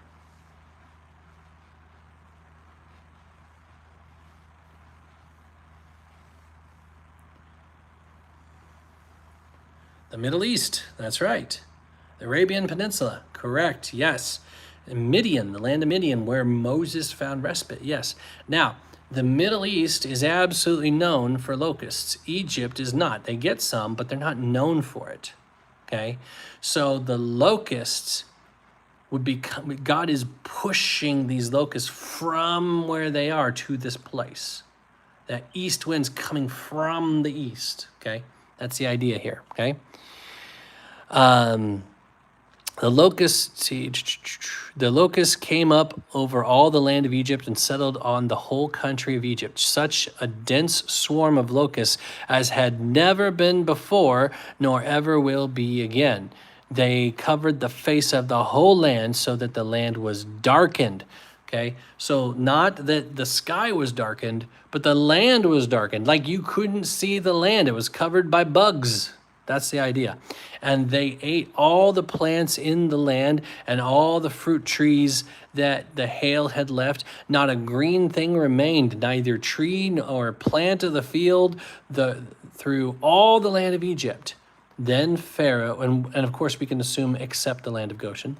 Then Pharaoh hastily called Moses and Aaron and said, I have sinned against thee, I am your God, and against you. Now therefore forgive my sin, please, only this once, and plead with the I am your God, only to remove this death from me. So he went out from Pharaoh and pleaded with the I am, and the I am turned the wind into a very strong west wind, okay, which lifted the locusts and drove them into the Red Sea.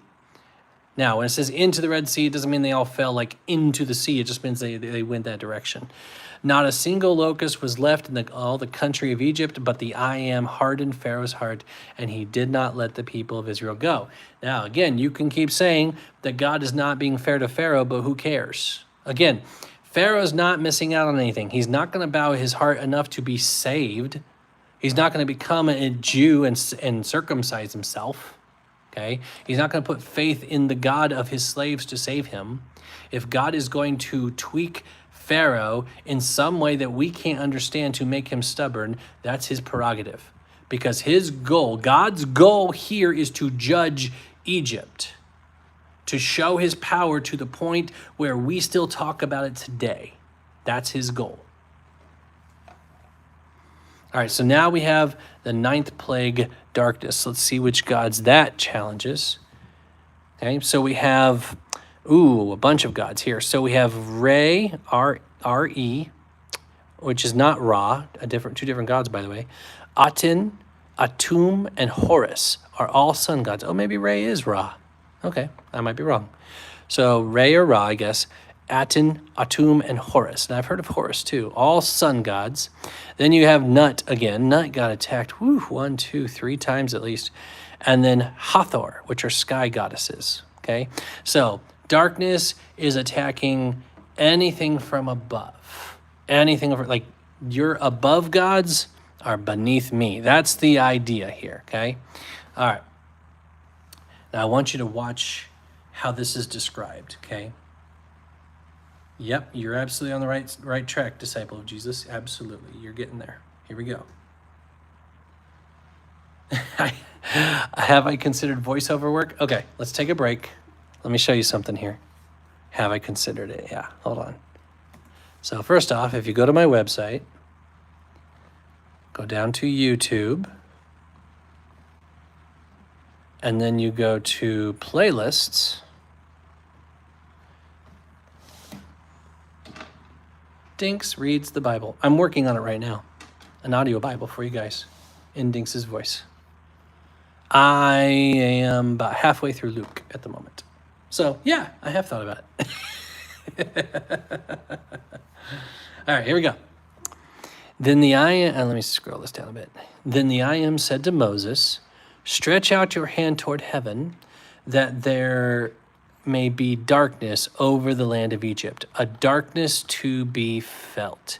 Now, I did some research on this. I wanted to know, what is this darkness to be felt? What's this like?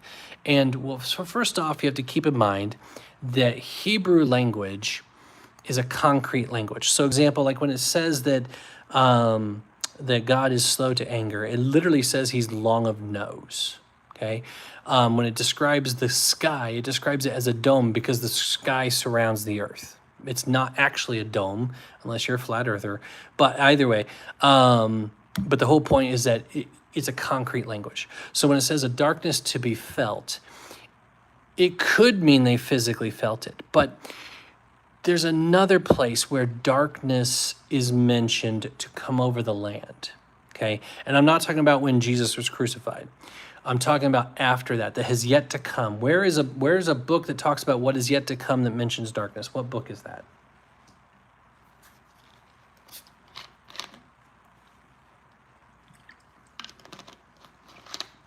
Not depression. Revelation. Very good. All right. Let me show you how this is described in Revelation. Let's see here. Hold on. Let me go to Google here. Darkness in Revelation. What is that? What passage is that? 6:12, the sixth seal. Okay. So Revelation 6, down here. Okay, sixth seal. Look at this. Okay. When he opened the sixth seal, I looked, and behold, there was a great earthquake, and the sun became black as sackcloth. The moon became like blood, and the stars of the sky fell to the earth as a fig tree sheds its winter fruit when shaken by a gale. So the sun is covered by we can tell something is covering the sky in the atmosphere, because not only is the sun darkened, but the moon turns to blood. It looks red. Something's clearly in between us and the moon. Okay, that's the idea. And then you've got these the stars falling to the sky. That would be like meteorites. Okay. Then the sky vanished like a scroll that is being rolled up, and every mountain and island was removed from its place. Then let's see here. No, that's not the darkness. That's not the darkness I was looking for. There's a different one. That doesn't make sense. Hold on. Let me do a better search. That's not what I was looking for. I'm sorry. Hold on. Revelation, darkness, anguish. Fifth bowl, Revelation 16. Okay, all right, fine. Let's try that. Revelation 16, my bad. Wrong darkness. Darkness happens more than once. Harmful, pains and sores. Here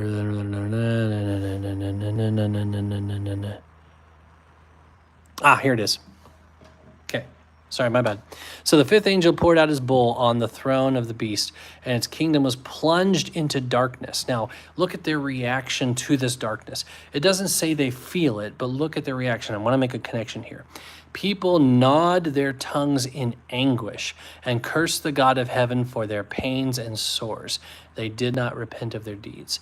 So the Egyptians already had boils by this point. Okay, they probably still had the boils. It doesn't say the boils were removed. Okay, and so you have this darkness, it says, that could be felt. It doesn't say that it caused them pain, but it does say it could be felt. And here you have people who are in anguish gnawing at their tongues, like just chewing on their tongue because they're in anguish, and they get sores, pains and sores. And so the idea here is there's a mental anguish on top of the physical harm of this darkness, whatever it is. Okay, so this is a precursor to that because it was darkness that could be felt. But what I believe is that we're just not given as much information. Now, could I be wrong? Could it be two different kinds of darkness? Sure, God can do whatever he wants. It could be different gradients of darkness. It could be a completely different kind of darkness. I don't know, but it seems to mesh for me when you compare how Hebrew works versus how Greek works. Not that I am a complete expert at that.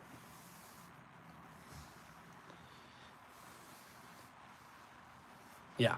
All right, so darkness could be felt. So Moses stretched out his hand toward heaven, and there was a pitch darkness in all the land of Egypt 3 days. This is where the 3 days of darkness comes in, by the way, guys. Anybody who tells you that 3 days of darkness is coming and God has prophesied it, no, he didn't. He just did it. There is no prophecy of 3 days of darkness anywhere in the Bible. If you come across a video and it mentions 3 days of darkness, block them, swipe away. They don't know what they're talking about. There is no coming prophecy of 3 days of darkness. There are 2 instances of darkness mentioned in Revelation, but neither one says it'll be lifted after 3 days. So anyone who talks about 3 days of darkness is a false teacher, false prophet, or just repeating what they've heard on other videos, and they shouldn't be teaching. Okay? So, on the land 3 days. They did not see one another, nor did anyone rise from his place for 3 days, but all the people of Israel had light where they lived. So this darkness not only can be felt, but you can get the idea that there's like a terror. Like they're scared to move. Like they couldn't even see the other person in the same room. This is a very tangible darkness, is the idea. Like, I don't even want to get up from my place for 3 days. You kind of just lay there and urinate on yourself because you're afraid to get up. That's the idea here. Then Pharaoh called Moses and said, "Go, serve the I Am. Your little ones may also go with you. Only let your flocks and your herds remain behind." He's like trying to keep them here, have a reason to come back. But Moses said, "You must also let us have sacrifices and burnt offerings that we may sacrifice to the I Am our God. Our livestock must go with us. Not a hoof shall be left behind, for we must take them to serve the I Am our God. And we do not know with what we must serve the I Am until we arrive there." So it's like, we got to bring all the animals, because what if he wants all the animals to be sacrificed? We don't know. But the I Am hardened Pharaoh's heart, and he would not let them go. Then Pharaoh said to him, "Get away from me. Take care never to see my face again, for on the day you see my face you shall die." Moses said, "As you say, I will not see your face again." Okay. Bum, bum, bum. That was the 9th plague. Then comes the worst of all. Now the darkness plague, did we talk about the gods that challenged? Yes, we did. Okay. Any questions on chapter 10?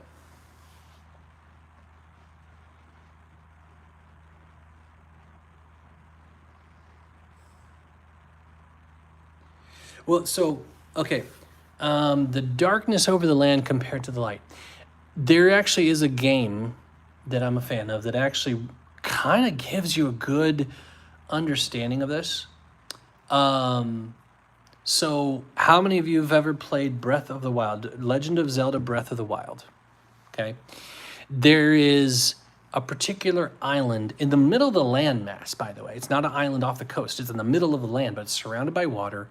But if you go in there, it's complete darkness. And you can have a little torch. You can use fiery arrows to light things up, but things are not illuminated. And it's the darkness. The game designers keep the darkness really close on your character.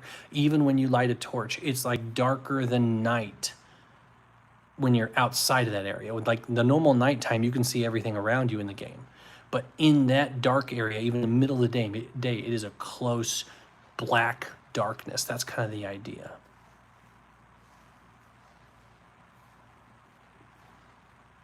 So think of that.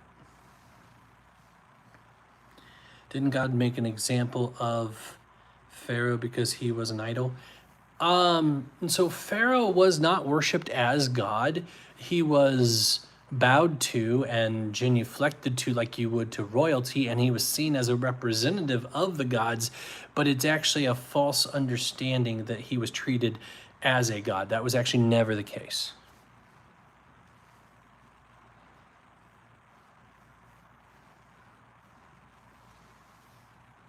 Okay. All right. So let's go ahead and go on to the next chapter. Let's finish up the plagues here.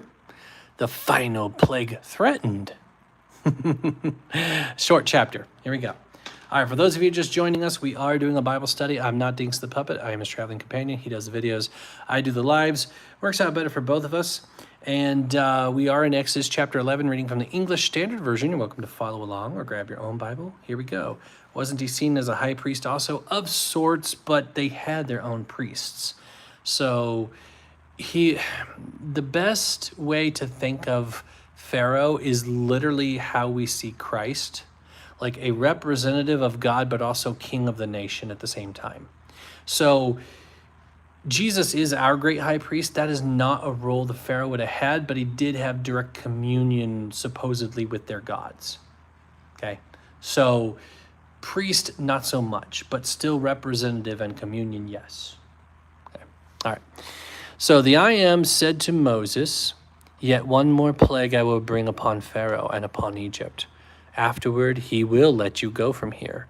When he lets you go, he will drive you away completely." So drive, this word drive in the Hebrew is the same equivalent as in the Greek where it says to drive the demon out. This is a push. This is a force. Get out, get out, get out is kind of the idea, all right?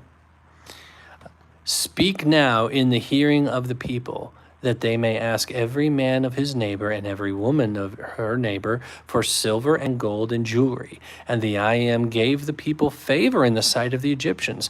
Moreover, the man Moses was very great in the land of Egypt, in the sight of Pharaoh's servants and the sight of all of the people." Well, of course, he's literally dispensing miraculous plagues on them. He's going to be seen as very powerful. People are going to be terrified of him.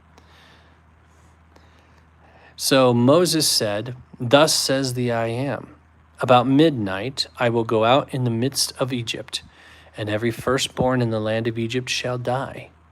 From the firstborn of Pharaoh who sits on his throne, even to the firstborn of the slave girl who is behind the handmill, and all the firstborn of the cattle. There shall be a great cry throughout all the land of Egypt, such as there has never been, nor ever will be again. But not a dog shall growl against any of the people of Israel, either man or beast, that you may know that the I Am makes a distinction between Egypt and Israel.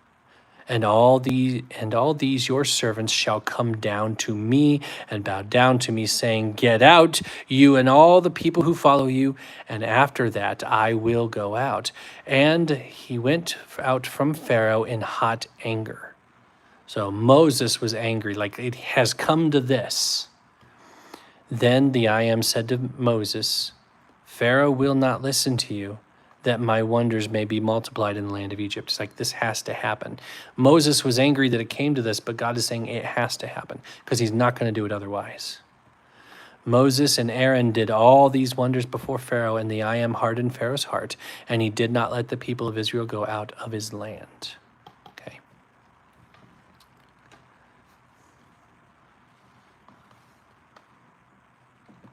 Now the plague, which we call Passover. So, I want to point something out here. What is the holiday that Jesus was crucified on? You should know, right?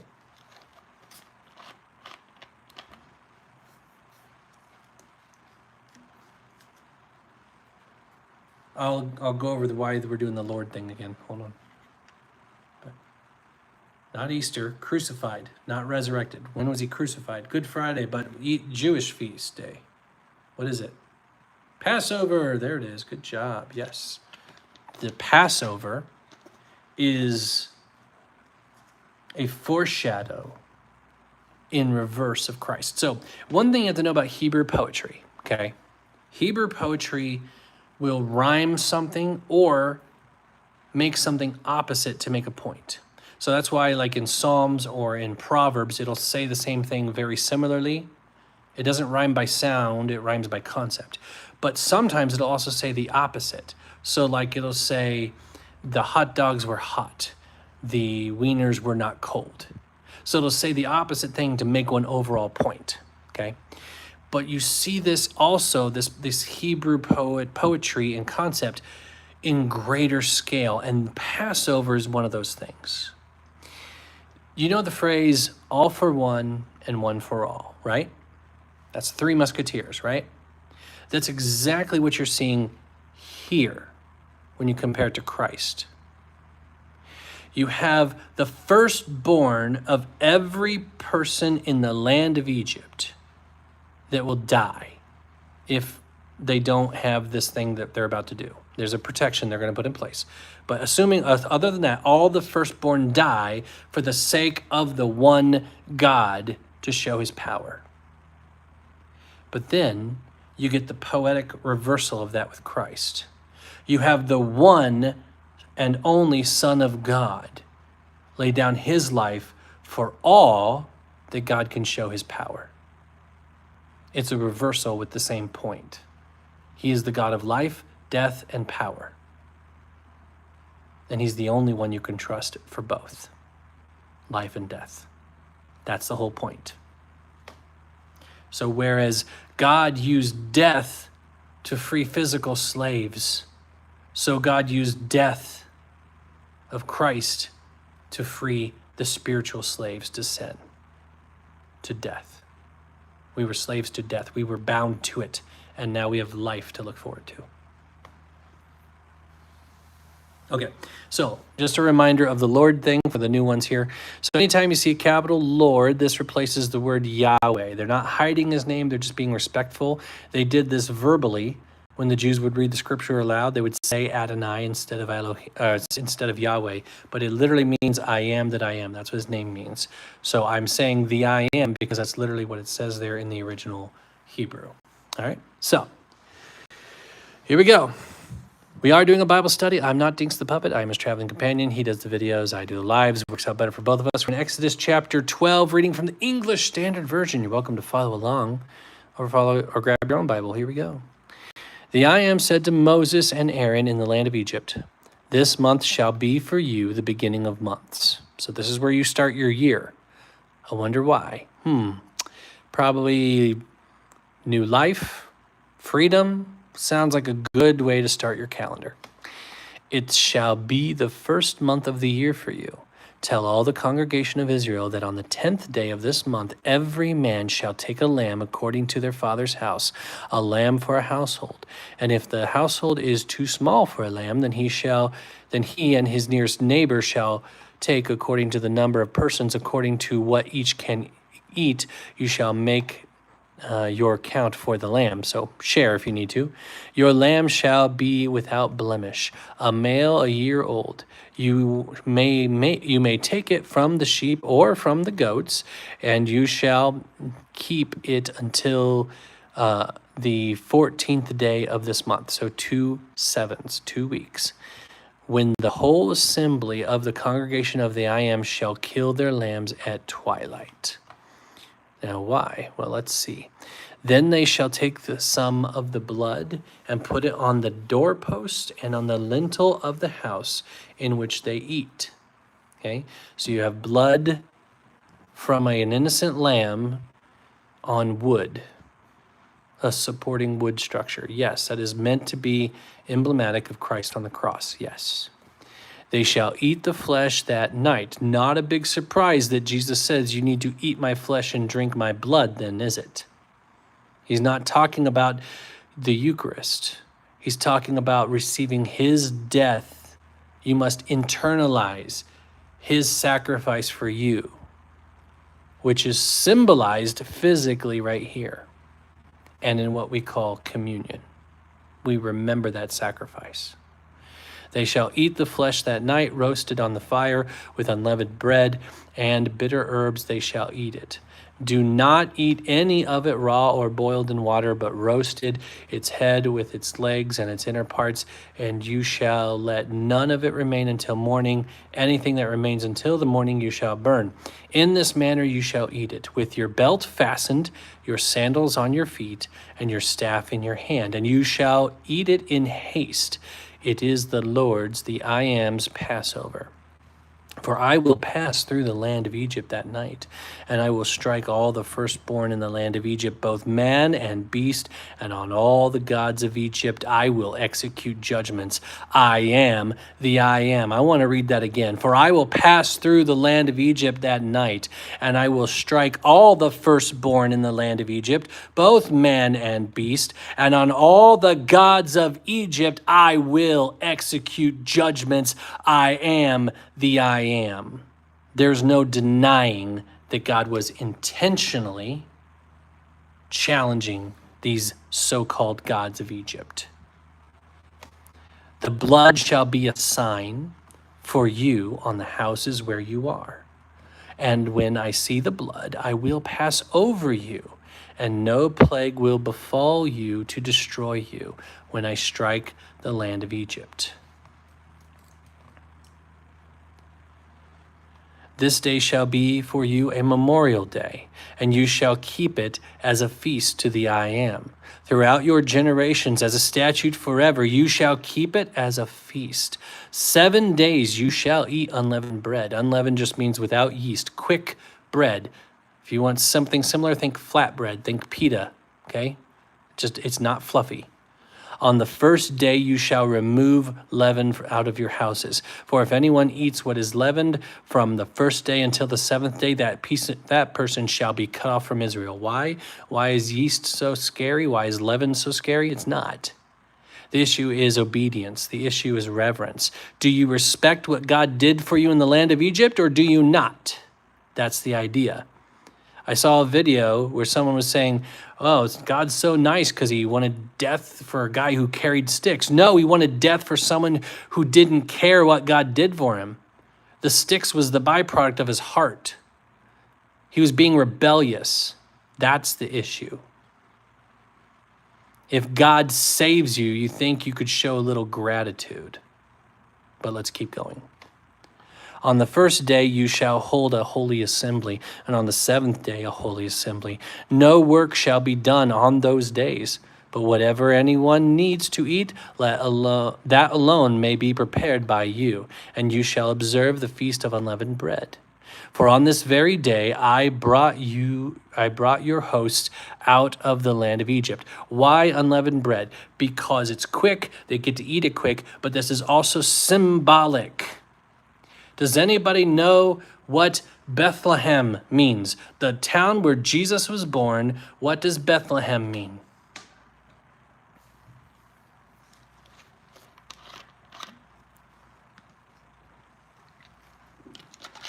House of bread. J-Rod for the win. Good job. House of bread, yes. Okay. But what does Jesus call himself? He says, I am the real bread that came down from heaven.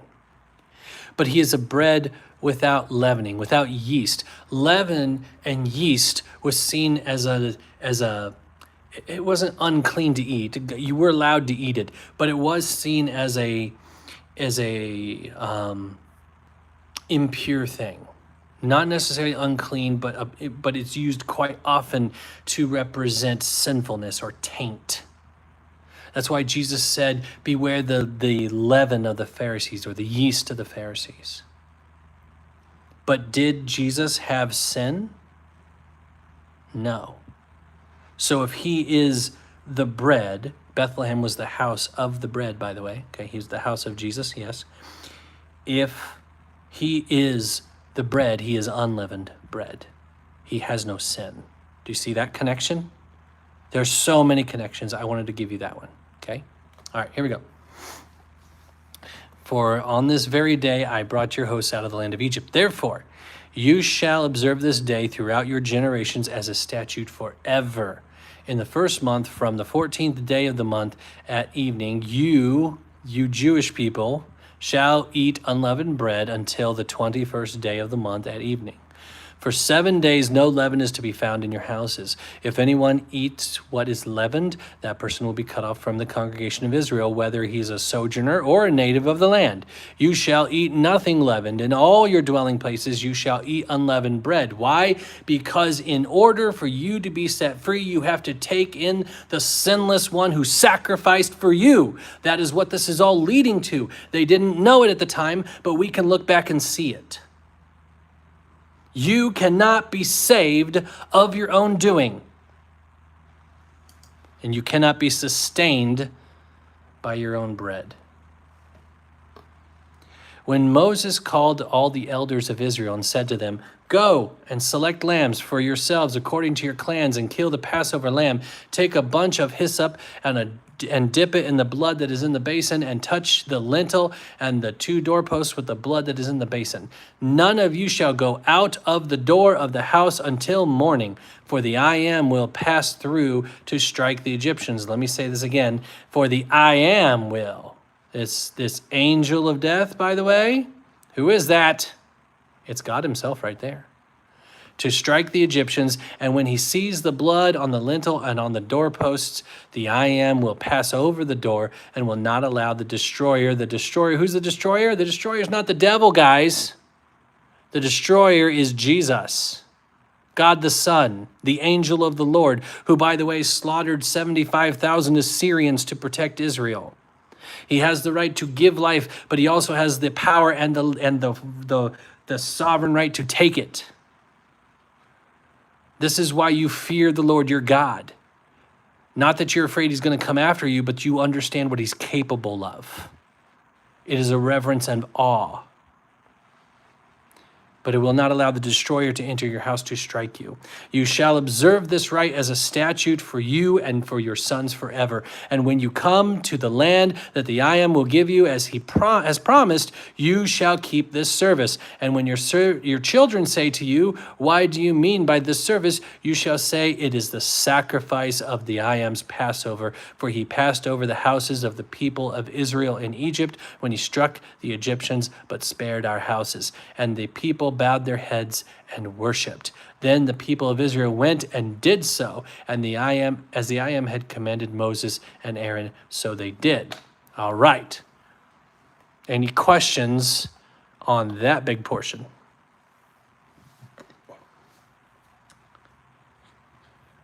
Why do churches use unleavened bread for communion? Well, it's just cheaper. Honestly, those little like communion wafers, or if you use the little brick biscuits, they're just cheaper than real bread. It's really for churches, because it's symbolic and it doesn't actually save you, then it's just an economic thing.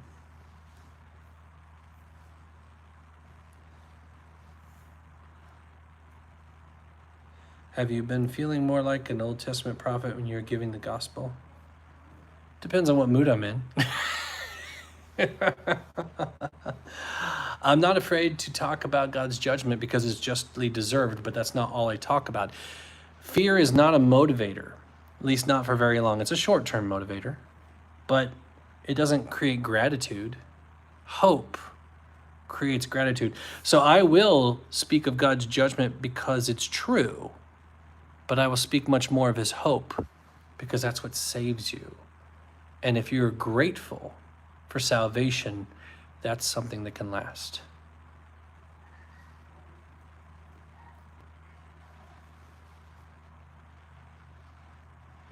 Why don't we do this stuff today, what God commanded for them? Because we are not them. We are not Egypt, or we're not Israel. But also, we have the greater thing. Hebrews specifically tells us that all these things were but a shadow, but the substance belongs to Christ. I'm literally quoting the passage. These were but a shadow, and the substance belonged to Christ. We have the real thing. We don't need the symbols. Now, if you choose to observe these symbols out of respect and reverence and awe for what God has done, you go for it. That is a great and wonderful and beautiful thing. There's an entire group of Christians that do that. They're called Messianic Jews. Go for it. If you want to do it, that's fine. My problem comes when people say it's required. It's not. We are not Jews. So if you want to remember God by observing these things, awesome, go for it. But we're not under that obligation because we're not that nation. Does that make sense?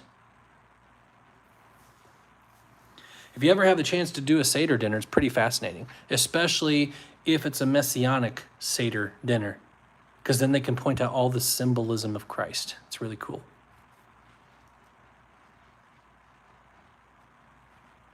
All right, cool. Moving on. The 10th plague, the death of the firstborn. All right. At midnight, the Lord struck down all the firstborn in the land of Egypt, from the firstborn of Pharaoh, who sat on his throne, to the firstborn of the captives who was in the dungeon, and all the firstborn of the livestock. Okay, so it's a very big deal that Pharaoh's own son died. Now, both dramatizations that I have mentioned show this. So both The Prince of Egypt as well as Charlton Heston's 10 Commandments movie, both of them show this deep, sad moment when Pharaoh's own son dies. It's meant to be a super dramatic moment because this is what breaks Pharaoh. Because everything was wrapped up in his heir. If your heir died, it was a sign that the gods rejected you. It wasn't a judgment on your kid, it was a judgment on you. Your line shall not continue. And so for God to say your own son will die, and then it happens, God is declaring, I am the true God over all, and you are rejected. Your line shall end here. Okay? And Pharaoh rose up in the night, didn't even wait till morning, he and all his servants and all the Egyptians, and there was a great cry in Egypt, for there was not a house where someone was not dead. Hold on, my alarm's going off just a second.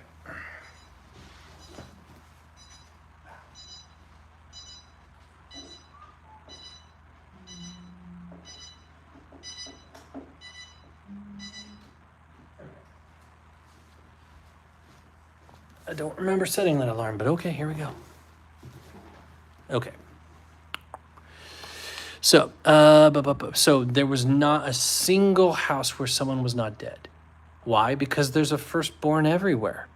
See, you have to keep in mind that you didn't just have a couple who lived by themselves, okay? You have family groups living together in this culture. So it's not like, hey, I'm going to marry this woman and we go get a house by ourselves. No, that's not the case. That would not happen. You lived in family groups. You built onto the house. So somebody died in the house because somebody was a firstborn, okay? Then he summoned Moses and Aaron by night and said, up, go out from among my people, both of you, and the people of Israel, and go, serve the I Am as you have said. Take your flocks and your herds as you have said, and be gone, and bless me also. He's completely defeated here, emotionally. Although, as most of you know, he has one more card, one more trick to play. Yeah. The Egyptians were urgent with the people to send them out of the land in haste. Get out, come on, get out, just go. For they said, we shall all be dead. So the people took their dough before it was leavened, their kneading bowls being bound up in their cloaks and on their shoulders. The people of Israel had also done as Moses told them, for they had asked the Egyptians for silver and gold jewelry and for clothing.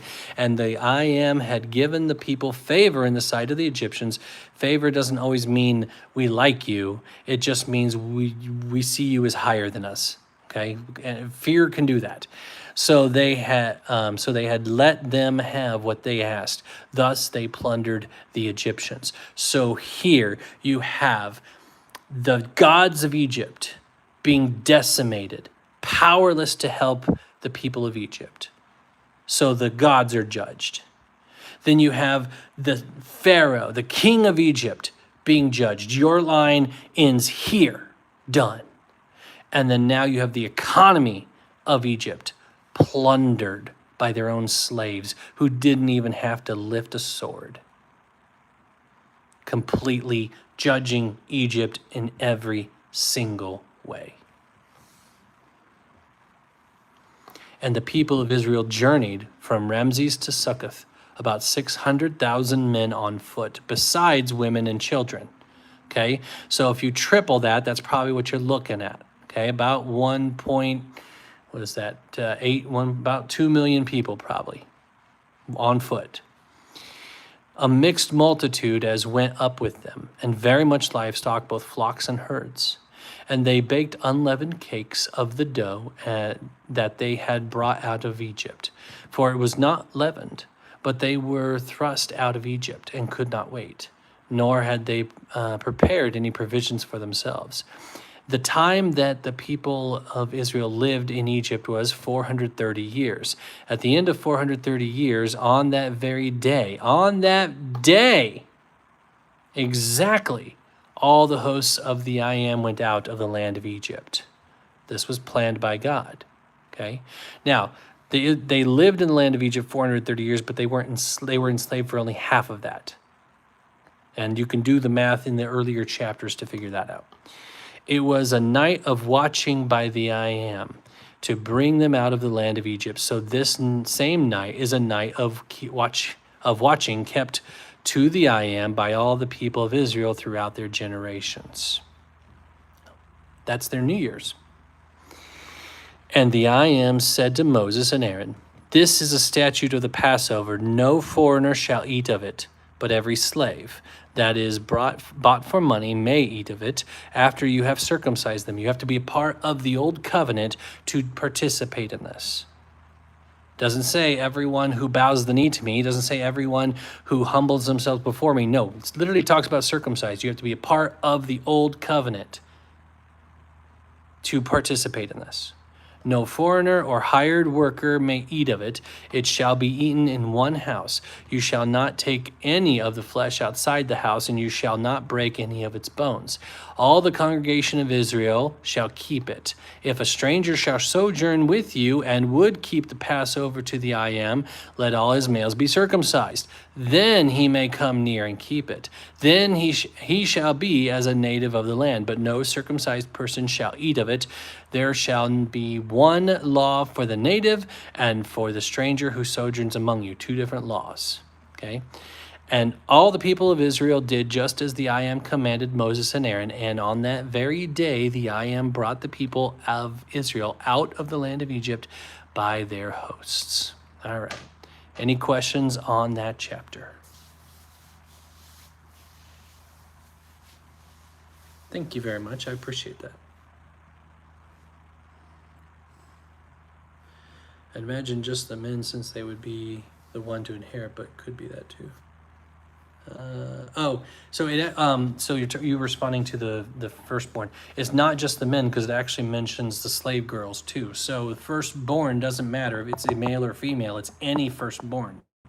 Male, female, animal, human, doesn't matter. All firstborn, whatever the case is.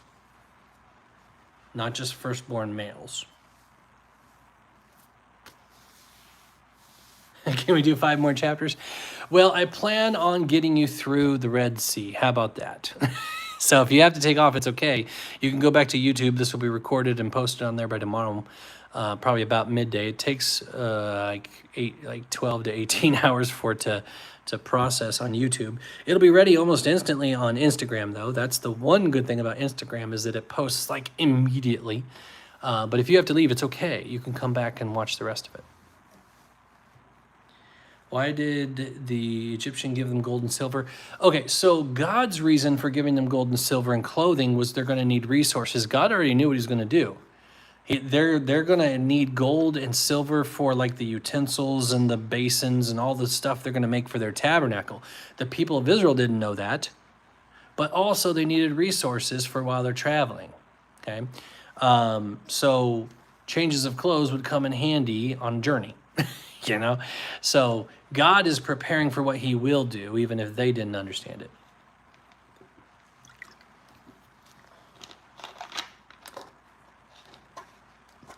Is no bone shall be broken, foreshadowing to Jesus? That's a good point, and I didn't actually think about that. That's a good observation. So it says that the lamb, you're not going to break the bones of it. Yeah, that's absolutely that's most likely prophetic. Yeah, I'm going to have to look into that, but that's a great observation. Good job. All right, here we go.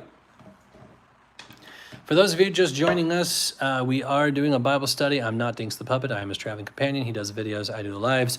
Works out better for both of us. We're in Exodus chapter 13, reading from the English Standard Version. You're welcome to follow along or grab your own Bible. Here we go. The I Am said to Moses, "Consecrate to me all the firstborn. Whatever is first to open the womb," doesn't say just men, "among the people of Israel, both man and of beast, it is mine." So it says man, but it's like mankind. It's a general term of all the humans. So whatever is first is mine, period. You consecrate it to me. So what does it mean to be consecrated? It doesn't mean that you have to go serve in the temple like the Jedi, okay? No. The idea here is that you're not making any, like, whatever plans you make for them is subject to God changing them, and you understand that. Okay? It's like a dedication to the Lord. Whatever God wants for this one, let it be so. So the animals would be sacrificed, and the kids, when they grow up, would be subject to, like, they would always have this on their mind: I belong to the Lord. So if they felt like God was calling them into something, they'd be more likely to say yes to it. Okay. Then Moses said to the people, "Remember this day in which you came out of Egypt, out of the house of slavery. For by a strong hand the I Am brought you out from this place.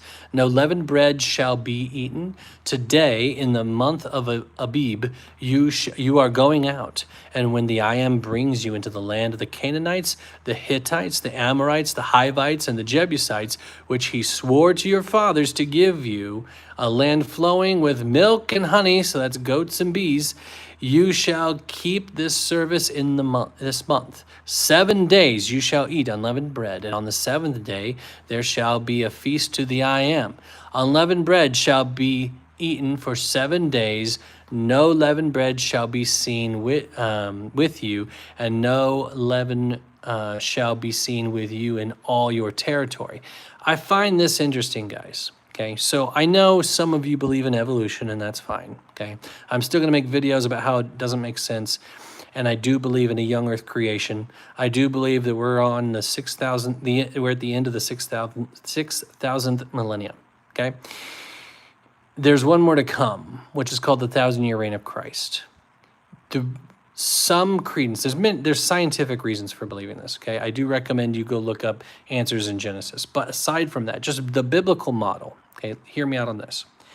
Assume for just 1 second that the Bible, what it says, is literally true, that everything is only about 6,000 years old. Just assume for this second that that's true, okay?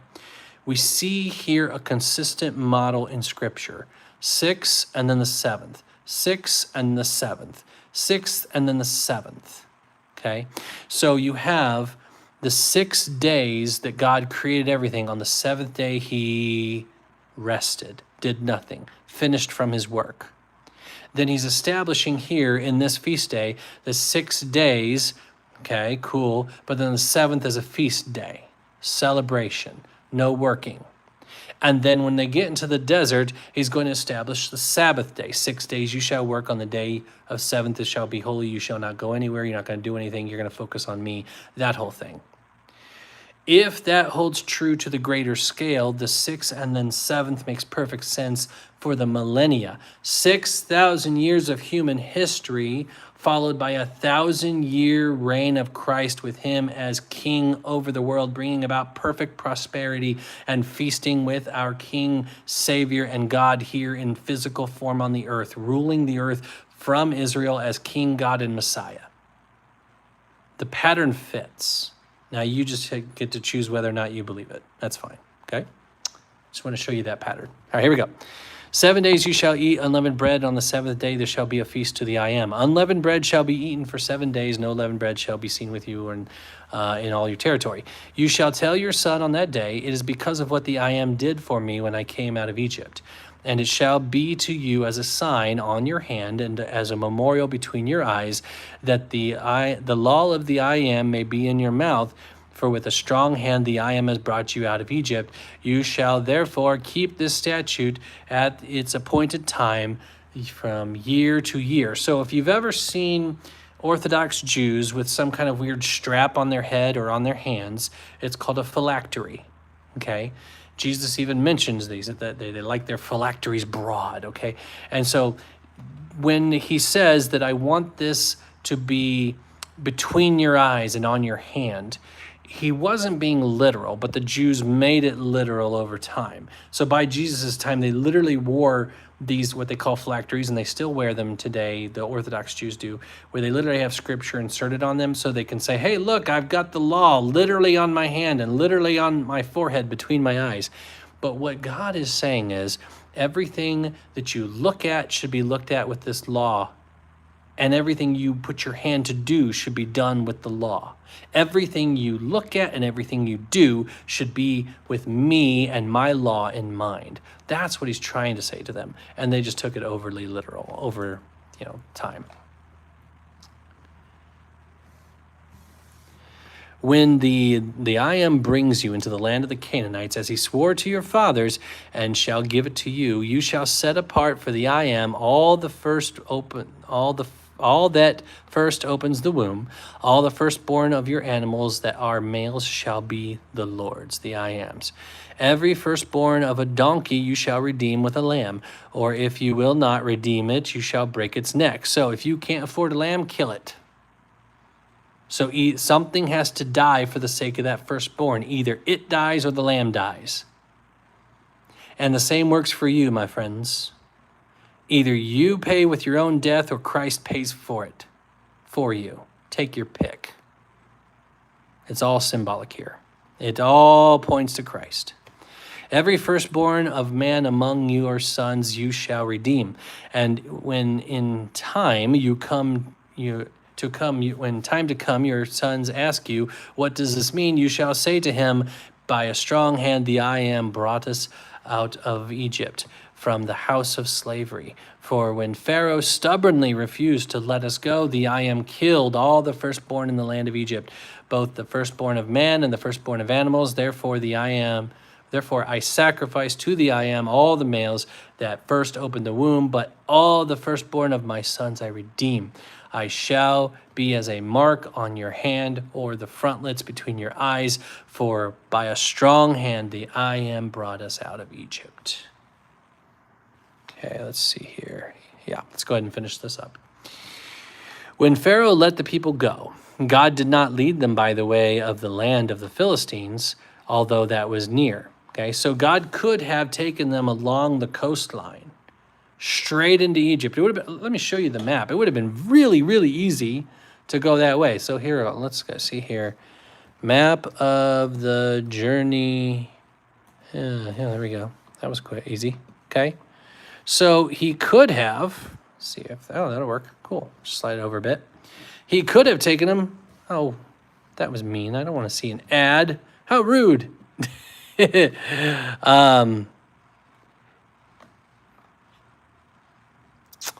you can see anyway. So he could have taken him this way, right here, toward the land of the Philistines. Could have taken him right up into Israel. Would have been a really quick trip, but he didn't take him that way. Okay. Now, there is the traditional thought of path, which is what this shows you, that they crossed this tiny little thing right here. Oh, look, God parted that water right there. And they went across. But the problem is, this cannot be Mount Sinai, and this cannot be freedom from Egypt. Why? Does anybody know why this right here cannot be freedom from Egypt? I'm wondering if you know why.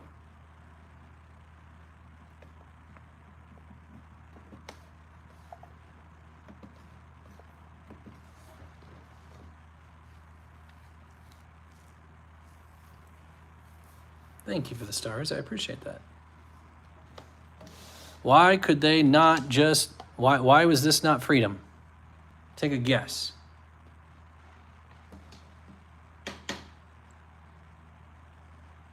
Who owned this land right here? It's part of Egypt. Good job. You got it. Yes. Not because it's a desert. No. It's because this is still Egypt. You cross this little water doesn't mean anything. He would have had garrisons over here. That's why I do not buy the idea that this was their crossing point. Okay? And I do not buy that this is Mount Sinai. There's actually a mountain, and I don't remember the name of it. Hold on. Mount Sinai. If I can spell today. Mount Sinai. No. Come on. I hate when it does that to me. Mount Sinai. Alternative site.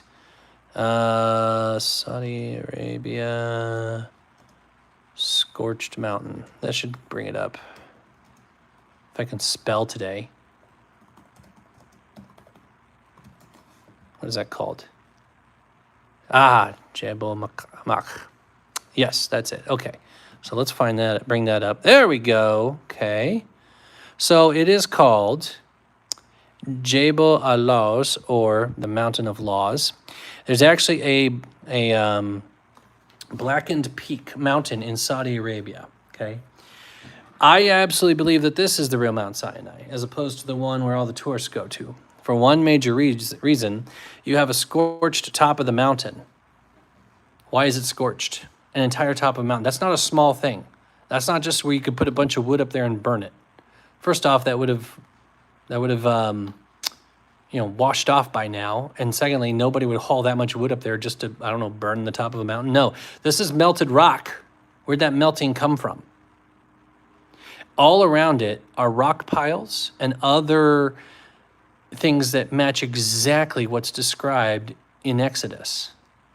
So where is this mountain, then you might ask, right? All right, so let's find out. Map of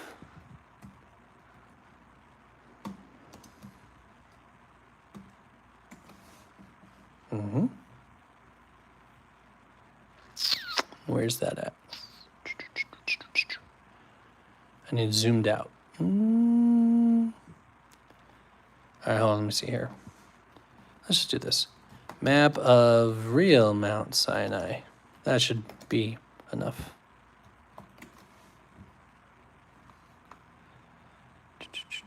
Okay, so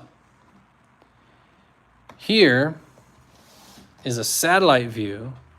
So the Mount Sinai that everyone goes to is on what's called the Sinai Peninsula, but it's named that because that's where the mountain is that we call Mount Sinai. It's literally was named after the false mountain. Okay, what I believe is the real Mount Sinai is over here. So it is very likely that the crossing was not over here. It actually that they went down here and crossed over. Okay. Now, is it possible that this was the crossing? Yes, very much so. Why? Because, I'm sorry, I didn't mean down here. I was thinking this right here. This is still Egypt. So if they're crossing out of Egypt, they have to cross into an area that's not Egypt. This was Midian over here. So this could not have been the crossing. They might have walked over or walked around, whatever. But it had to be out of Egypt. That was the safety factor, out of Pharaoh's hands, being chased by an army and everything. That's why I believe the crossing here. But there is a beach here with melted glass. And if you recall, we're not there yet, but God puts a pillar of fire in between the Egyptian army and the Israelites as they're crossing through. And that means it takes a while for them to get through. If fire is on a beach, it's going to melt the sand. Okay?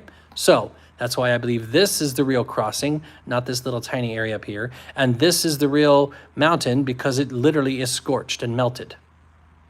So that is my, conspiracy theory, for lack of a better term, for the evening. All right?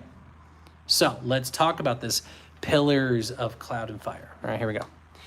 When Pharaoh let the people go, God did not let them by the way of the land of the Philistines, although that was near. For God said, lest the people change their minds when they see war and return to Egypt. So God knows that the moment they march into Philistine land, there's going to be war. So he's like, if I take them directly there, they're probably going to retreat. These are not a war people. These are slaves. Okay. But God led the people around by the way of the wilderness toward the Red Sea, and the people of Israel went up out of the land of Egypt equipped for battle.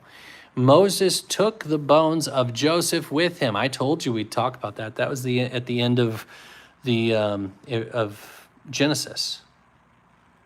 The bones of Joseph. He said, "Take me home, bury me in the land of Canaan," which means his bones were in the desert for 40 years with them.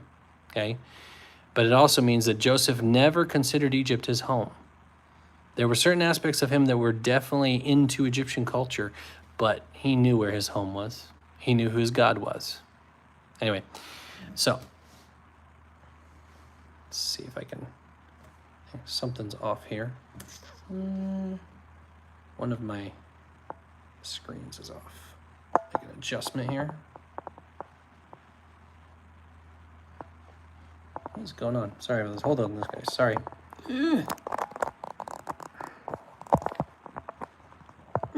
My goodness, that's annoying. Not sure what happened there. Come on. Ah! You didn't see that.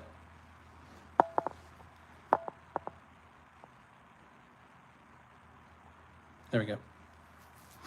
Okay. So, but when God led the people around by the wilderness and Red Sea, the people went up equipped for battle. Moses took the bones of Joseph with him, for Joseph had made the sons of Israel solemnly swear, saying, God will surely visit you, and you shall carry up my bones with you from here. All right. And they moved on from Succoth and encamped at Etham on the edge of the wilderness. And the went before them by day in a pillar of a cloud to lead them along the way, and by night in a pillar of fire to give them light, that they might travel by day and by night.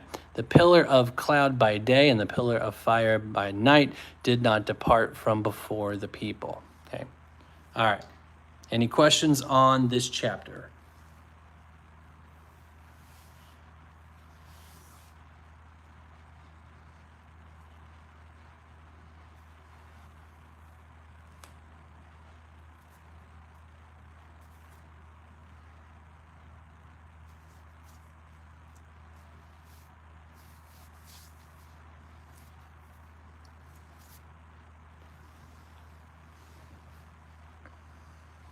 All right, on to the next.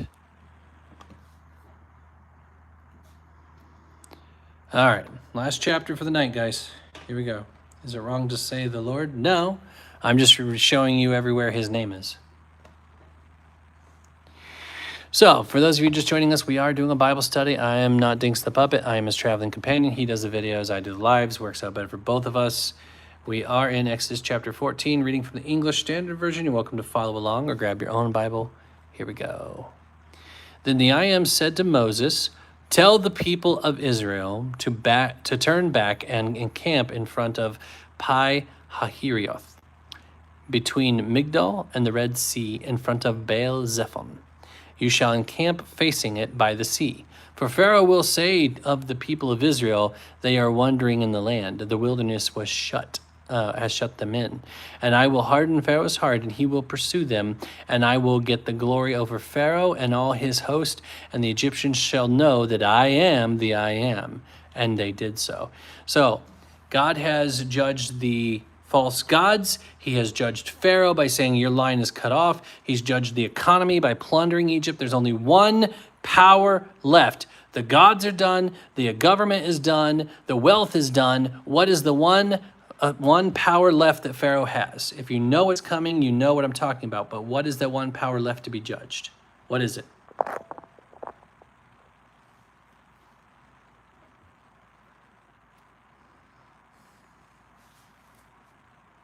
The one power he has left. His army, that's right, the military. Okay? That is the one thing left. That's exactly right. You got it. Yes. Okay. When the king of Egypt was told that the people had fled, the mind of Pharaoh and his servants was changed toward the people, and they said, what is this we have done, that we have let Israel go from serving us? They suddenly lost their massive slave force. So he made ready his chariot and took his army with him, and took 600 chosen chariots and all the chariots of Egypt with the officers over all of them. And the I am hardened the heart of Pharaoh, king of Egypt, and he pursued the people of Israel while the people of Israel were going out defiantly. The Egyptians pursued them, all Pharaoh's horses and all the king's men. Sorry, never mind. All Pharaoh's horses and chariots and his horsemen and his army, and overtook them encamped at the sea by Pi Hahiroth in front of Baal Zephon. When Pharaoh drew near, the people of Israel lifted up their eyes, and behold, the Egyptians were marching after them. And they feared greatly. And the people of Israel cried out to the I Am. They said to Moses, "Is it because there are no graves in Egypt that you have taken us away to die in the wilderness? What have you done to us in bringing us out of Egypt?" Already whining, yeah. Although I don't blame them for being scared, I would say God has done a lot of miracles. You think he's literally going to let you die now? Come on, really? Anyway, is not this what we have said to you in Egypt? Leave us alone that we may serve the Egyptians, for it would have been better for us to serve the Egyptians than to die in the wilderness. And Moses said to the people, "Fear not, stand firm, and see the salvation of the I Am, which he will work for you today. For the Egyptians whom you see today, you shall never see again.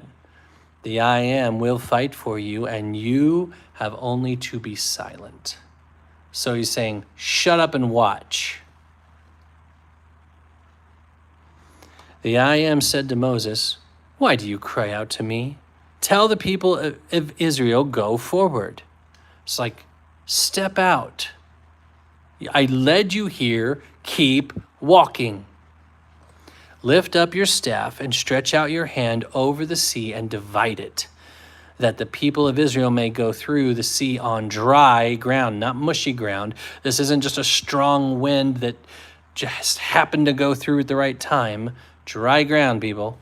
"And I will harden the heart of the Egyptians so that they shall go in after them. And I will get glory over Pharaoh and all his host, his chariots and his horsemen. And the Egyptians shall know that I am the I Am, when I have gotten glory over Pharaoh, his chariots and his horsemen."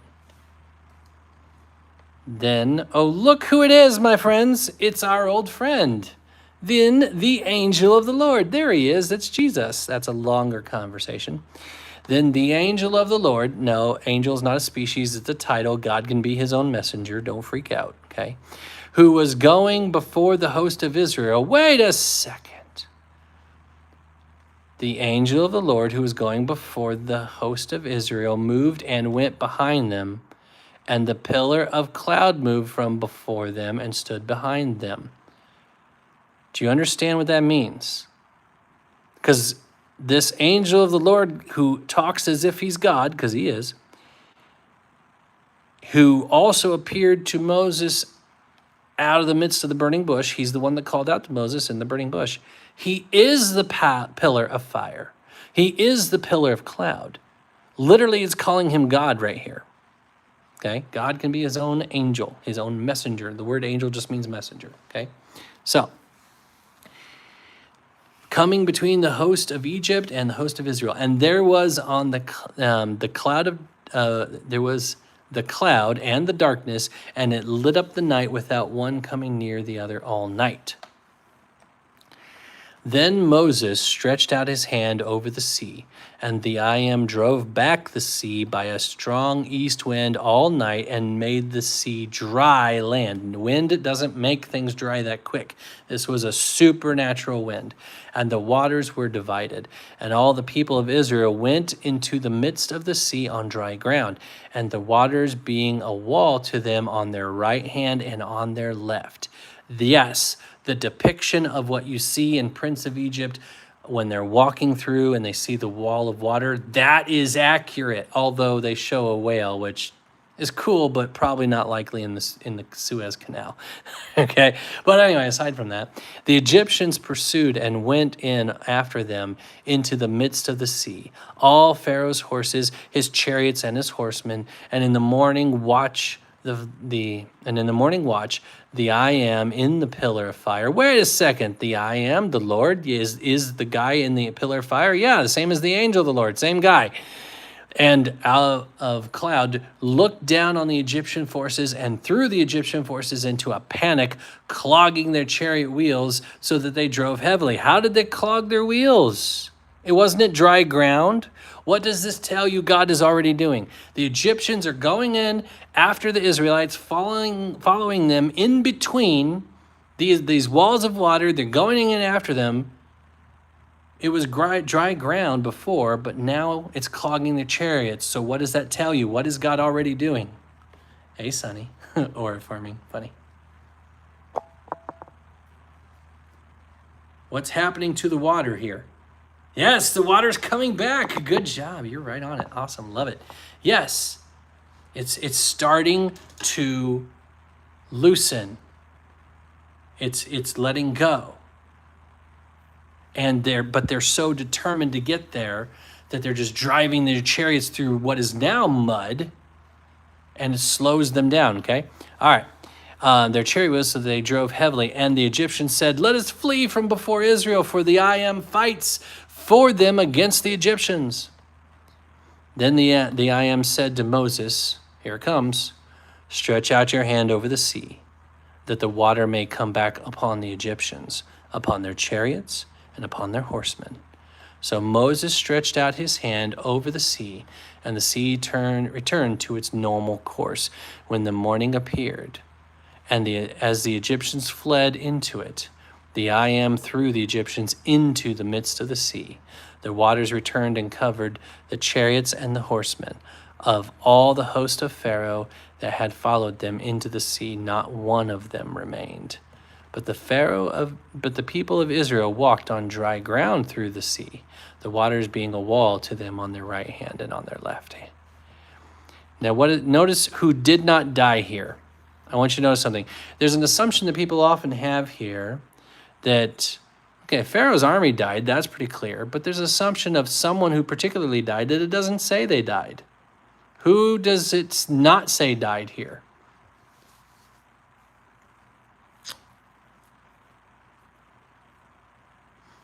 Can't give you more hints than that without telling you. Pharaoh, there you go. Yeah, good job. It does not say Pharaoh died. Pharaoh sent his army into there. He didn't lead them. Pharaoh would only lead his army to the battlefield. He wouldn't charge. So no, Pharaoh didn't die, just his army. Okay. Thus the I am saved Israel that day from the hand of the Egyptians, and Israel saw the Egyptians dead on the seashore. That's right, their bodies were washing up on the shore.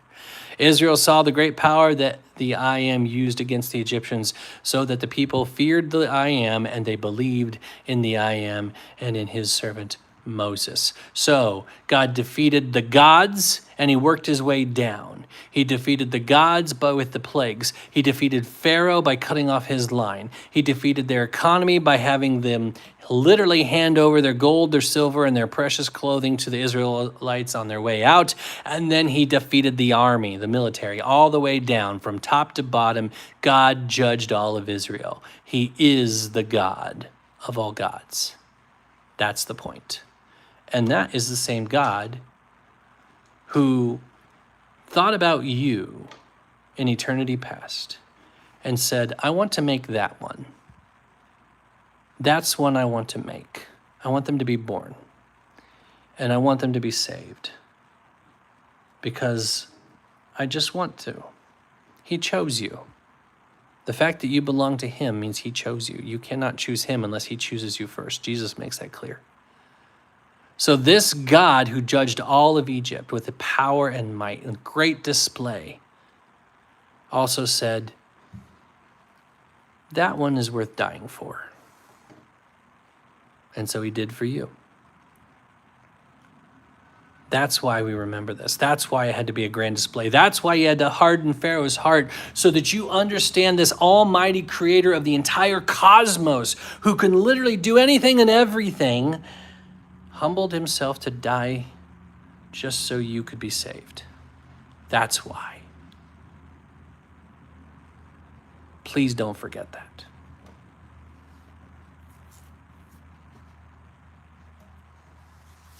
Yes. Amen. All right. So, just a reminder of a few things. We probably will have a Bible study on Saturday. However, news for you, Eli is coming over. So if you know who Eli Yoder is, he's coming over to my house on Saturday. Literally, I'm not joking. I'm going to have a late lunch with him before he goes over to his speaking engagement, which is nearby him. And we're going to record some things and just hang out for a little bit. It's going to be fun. So, but we still should be able to easily have the Bible study that morning. So, 9 a.m. Eastern Time, we will absolutely still continue where we left off. We'll pick up in Exodus chapter 15, and then, I'll put up the reminders as well. Now, that being said, just a reminder about some of this other stuff that we always talk about. So, if you want to support the ministry, just go to dinksthepuppet.com. The most important thing you can do is follow me on all of these things and watch the videos. That is literally the most valuable thing you can do, and it doesn't cost you a dime. It just costs you time. Watch my videos. That helps. Share them with people. But if you want to support monetarily, I do not have a donate button, and as far as I'm concerned, I never will. But if you want to throw some money at something, you can still get something out of it. So you can have a custom video made. That's what Cameo is. So if you have a question that you want to make sure that Dinks answers, this will guarantee that. Or if someone has a birthday or you want a video for your church, that's how you can do that. You can buy merch, so you can get cups and hats and jackets and all those type of things with either Dinks or Sunny or both on there. And then the wish list is stuff we use for the ministry. Either it's Bibles and journals that we hand out, or it is props or equipment that we need. Thank you, by the way, to whoever bought the printer. Yes, that is such a wonderful gift. We needed that printer. My wife is already celebrating. She picked it up today.